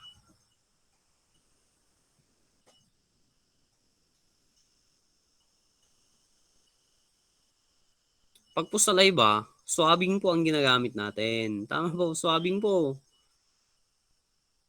So, is it Bravo or Delta? What do you think? Is it collect part with swab or moisten swab with water? Yan. Tama po, hindi po yan Delta. Usually, okay, yung swab. Pero pag yung iba kasi, pag dry, gumagamit sila ng saline solution. Yan po yung term na ginagamit, saline solution. Ano lang po siya, 75% water, 25% alcohol. Ang tawag po natin doon, saline solution. Parang malinis siya. Tubig tsaka alcohol. Okay? Yan po yung saline solution na yan. Pero usually, pag swabbing, hindi na po lalagyan ng saline solution yan. Kasi saliva naman yan, moist naman yan eh. Yan. Semen sa condom. So, may condom. Kukolekta ka ng semen evidence. So, how do you do it? So, makikita nyo ba yung mga questions sa special crime? Very, ano po siya, very specific. Very knowledge-based. Kaya pag hindi nyo po nabasa, naku, delikado. Kailangan magbasa-basa kayo. Pagdating sa investigation, process of evidence, yan po kasi ang focus ng special crime. Tama po. I-click po natin yung condom kasi nandyan na yung semen sa loob. Yan. Natapon yung kung sinong gumamit yan. Yan, mas delikado yan. Okay, next. Kanina, blood for DNA is a pint. Okay, droplet. Ngayon naman, sa urine naman tayo. Drug analysis daw. Okay, ilan naman ang standard natin? Okay, sagutin natin kagad kasi mga knowledge na type ito. Tama po kayo. 20 milliliters. Pag urine, ihi po yan for drug analysis. Hindi po yan DNA, drug analysis po yan. Yan. Tapos yung nire-require is yung ihi na kukolektahin, hindi po yung una, hindi yung huli, kundi yung gitna. Okay, na-experience na po ba yun pag nagpa-drug test kayo? Sir, dapat yung ihi is hindi yung una, hindi yung huli. Dapat yung gitna. Yan, yung i-recommend. Okay. Fibers as one of the evidence. Tapos yung fiber, visible siya. How would you collect it? Nakikita mo yung fiber. Naturally, tama po. Okay? Pulutin mo. Kasi nga, kitang-kita mo naman. Visible. Okay? Yan. Tama po kayo. Letter A. Yan. Okay, meron din tayo soil evidence. So, meron tayong tinatawag na radius or perimeter. So, pag meron daw soil na evidence na kukulik, aside from the main area, yung lawak po niya, yung radius na, ito po. And again, always may estimation siya. Meron siyang, meron siyang minimum, meron siyang maximum. That is for soil evidence.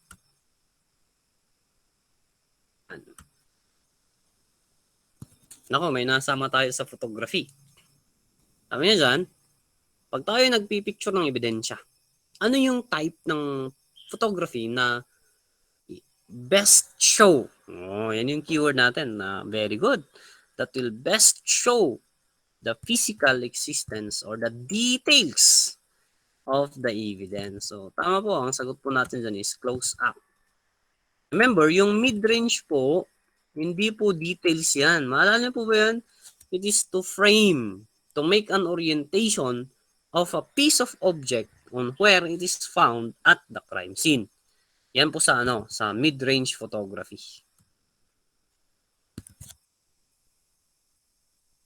Yan, meron pong isang book, ewan ko kung anong source yun, kung saan tinanong pa niya, ano daw yung ideal distance ng mid-range in foot ba to? Tama, in foot. In feet. Yan. So, ito daw yung 10 to 12. Okay. Accordingly, 10 to 12 daw pag mid-range. Kasi meron siyang ganito. Yan yung ginamit niya na range. So, pag long range, more than 20 feet na po yan. Okay, more than 20 feet.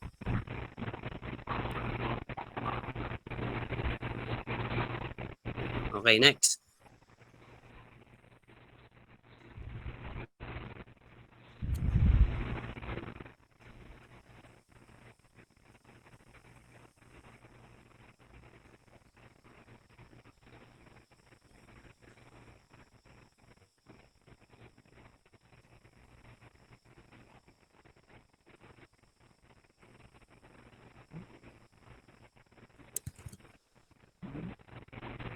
Okay, so may audio po na, paki-check po yung audio nyo, paki-mute.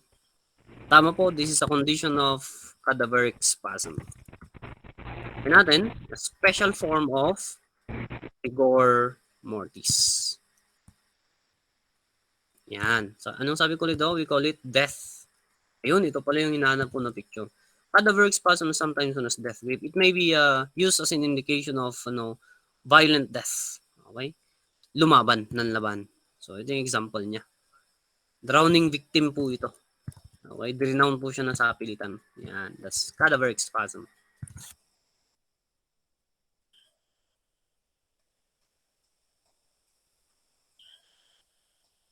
So, what's here? 3 to 6 hours.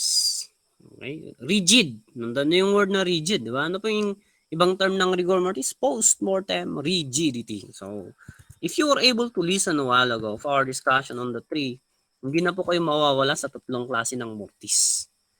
Yan. We call it rigor mortis. Tama po. Naulit po ito. Nasasama po yung mga tanong na ganito. The most practical, the most useful, the most reliable. Basically, that is photography. Yan. Ito po mga basic knowledge questions po ito. Pero sabi nga natin, most questions in the board exam are basic or knowledge-based. Okay. So, this is the actual and legal definition of this term. Comprehensive study.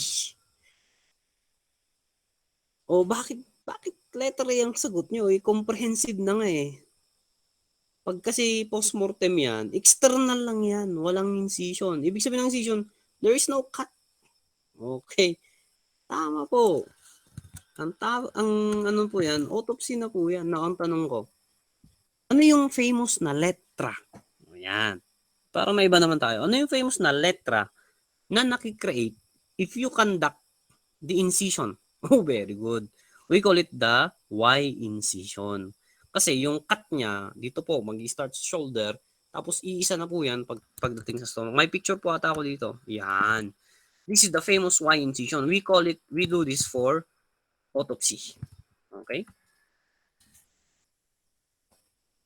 Yun. So, we can claim that death is certain. So, dapat po sa inyo, dapat naging normal knowledge. Yan. Stock knowledge na po ito sa inyo. So, pag lalabas po ito, dapat ang automatic na sagot natin, 5 minutes. Death is certain in 5 minutes. Tama po. Yan. Pero alam niyo po ba na in cases of decapitation, pinutol yung ulo, even for 1 hour, nagpapump pa rin po yung puso. Okay, pwede po rin yan, nag-i-exist yan. Yan, ito po yung tanong kanina, yung in-explain ko kanina. The most prominent sign of death, yung talagang hindi ka malilinlang. Oh, very good. Yung hindi ka malilinlang that there's already death, it's not the stoppage of the heart, it's not the stoppage of your breathing, but it is the continuous or the progressive fall or drop of your body temperature. Accordingly, you can never fake the drop in your body temperature. Okay, so yan, tapos na natin yan. Ito na naman, discoloration. Color of death. Post-mortem lividity. Yan, otherwise known as livor mortis. Di ba? Medyo naging madali na yung mga mortis-mortis natin. So yan po kung ano natin, you look for the keywords, the clues. Okay? Naulit po yan. Yan, maceration po yan. Next. Naulit din po ito, pero either way, sagutin din po natin.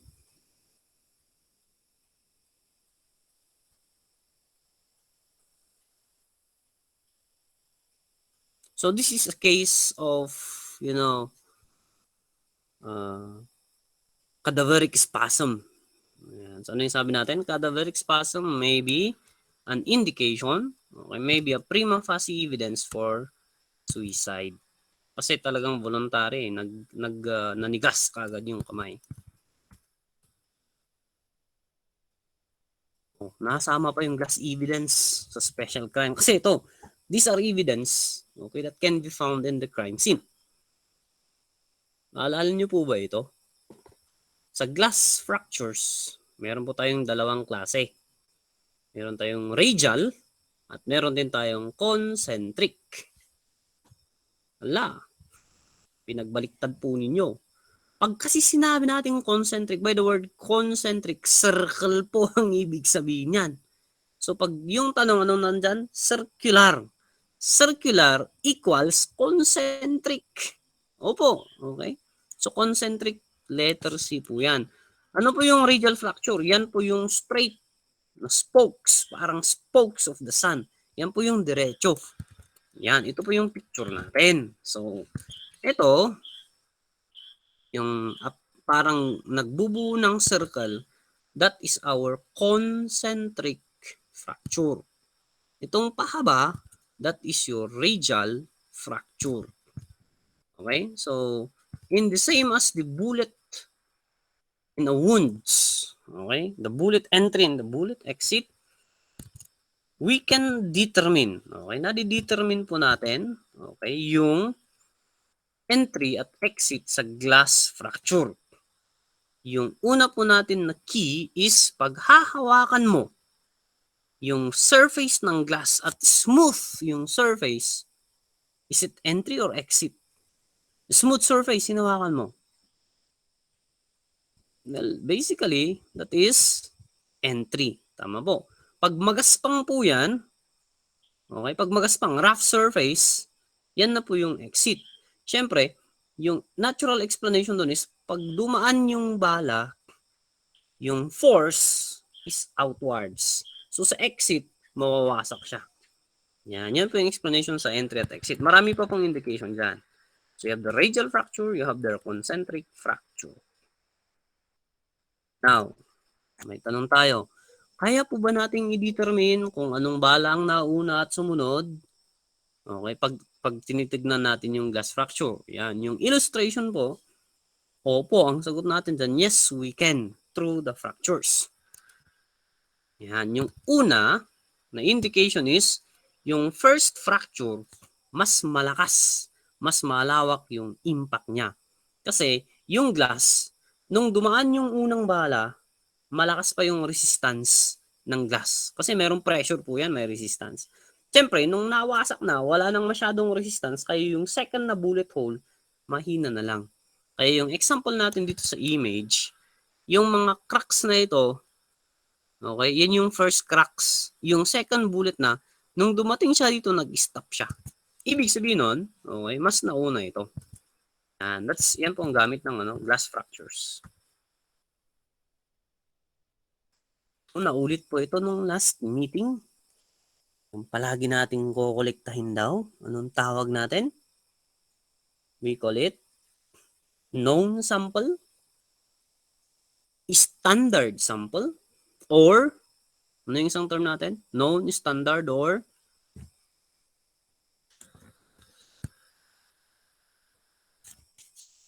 bakit disputed ang sagot nyo?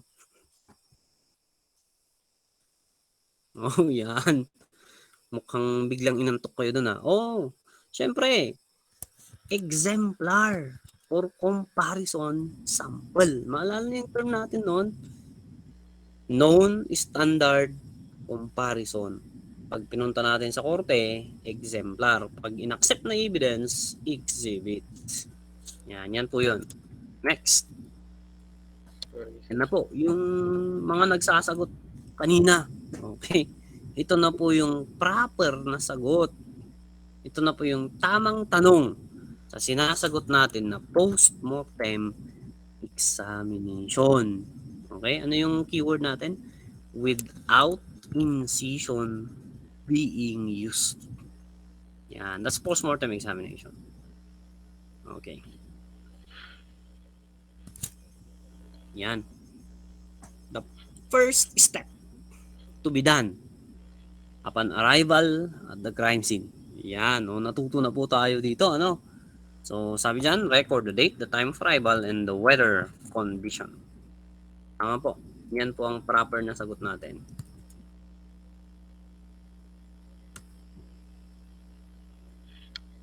Okay, I will skip to this.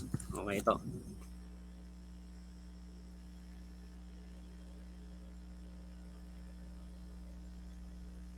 The process by which evidence is handled, transferred, and accounted for.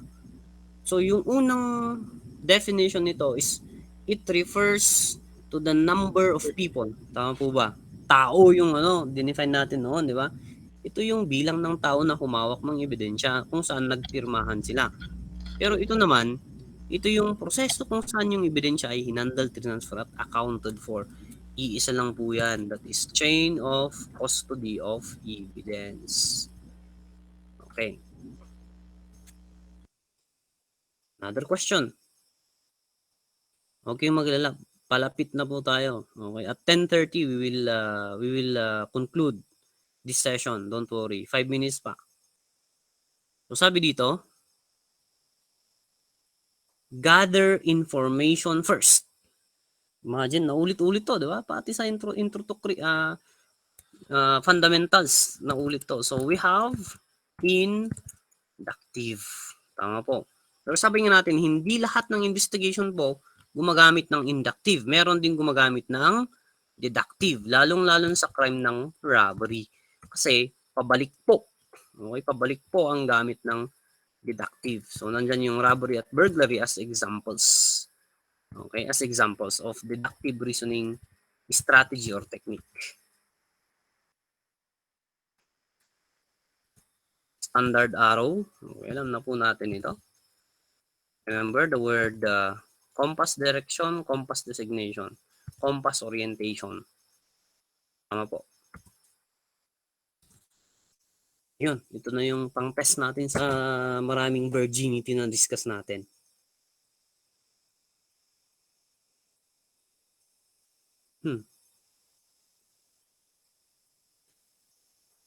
Yan, uy, may sumagot. O bakit nalilito pa rin kayo? Okay, yung mga nagsasagot ng physical virginity. Meron po ba kayong nakita sa tanong na although the woman is aware of the nature of her sexuality? Meron po bang ganon? Wala, di ba? Wala pong yung mga nagsasagot ng moral virginity. Meron po bang dyan? Meron po bang wala siyang awareness, ganyan? Yung nagsasagot ng C na ano po bang ibig sabihin ng demi? Half. Tama po ba? So, anong sagot natin? Yan, yung unang, oops, wait lang. Bravo ang sagot. Teka lang, i-analyze natin Naku, medyo deceiving yung statement niya. Okay, medyo deceiving yung statement niya. Pwede kasing delta rin ito. Okay? Kaso nga lang, may ginamit kasing word sa Virgo intacta. So, pabayaan lang natin.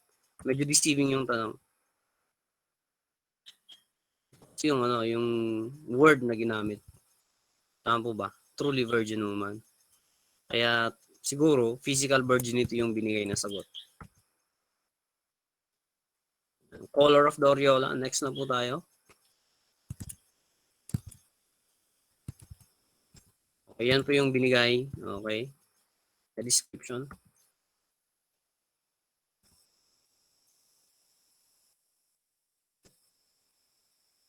Capable of swinging in any direction.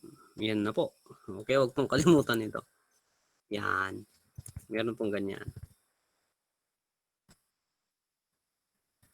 Pendulous. Kung may patalastas pa. So, nagtataka daw ba kayo kung anong ibig sabihin ng bra sizes, bakit letters daw yung gamit. So, ito daw yung explanation kung bakit ito yung gamit. So, yung pag letter A, ganyan daw, acceptable. Ano yung letter B? Yan yung letter C, colossal. D is dramatic. E is enhance. F, that is already frightening. Okay, let's continue.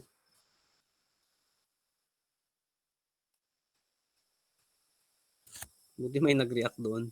Yung patalastas daw, patalastas lang yun. Okay, ito yung dinescribe natin. Yun, very good. Yung unang sumagot, tama po yun. That's the vaginal. Oh, I'm sorry, this is not for Shay. This is vaginal canal. Letter B po ito. Wrong po yung natin. Okay? Ito po yung keywords natin. Tapos, insertion, degree of resistance. Mali po yung sagot natin na C. Ang sagot po natin dyan is bravo. Vaginal canal. C yung for Shay, the appearance. So, remember the legal term that we use? If it's through sexual intercourse, tama po, we call it defloration. Yes. Okay, very good. Baka yung iba, i-search nyo yung word na defloration sa Google. Baka iba pong website ang mapasukan nyo. Okay? Kaya mag-ingat po kayo pag sinesearch nyo ito sa net. Okay. Ito po yung proper na na tanong doon sa question kanina. Yes. Yan yung word na sabi na doon. The woman is conscious but has no experience. Yan. That's the proper term for physical virginity. Okay? Physical virginity po yan, hindi yan moral. Ito dapat yung proper naman na term para sa sagot na Virgo intacta. Tama po. At ito rin yung tanong, ito rin yung sagot para sa ano ito? Okay? Gusto niyang magpa-embrace, magpahalik, pero dapat walang penetration. Ang tawag natin dyan, demi, semi, half. Okay, demi-virginity. Tama po. Demi-virginity.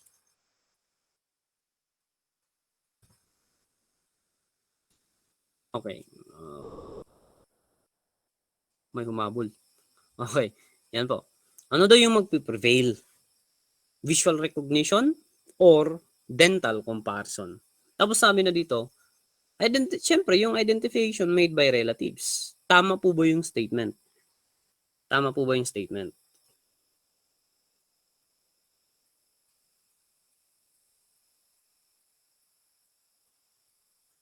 Yan, syempre, mali yung statement. Okay? Kasi, bakit siya mali? Kasi hindi pwedeng mag-rely tayo sa visual identification. Meron na nga tayong dental. Remember, that is odontology. Okay, masyado ko na pong ina-enjoy yung Q&A natin. With the interest of time, yan na po yung limit ng utak natin para i-cover natin yung mga discussion. Okay, so in as much as I would like to continue, these are just some of the questions that would show that the scope of special crime, hindi lang po dun sa lecture natin. Okay, na, masyado po siyang malawak. Okay, so I have to end with this. I hope For our session, second session for special crime, meron po tayong natutunan. Lalong-lalo na po sa mga discussion na binigay ko. Kasi itong mga Q&A, add-on lang po ito. Okay? So, ma'am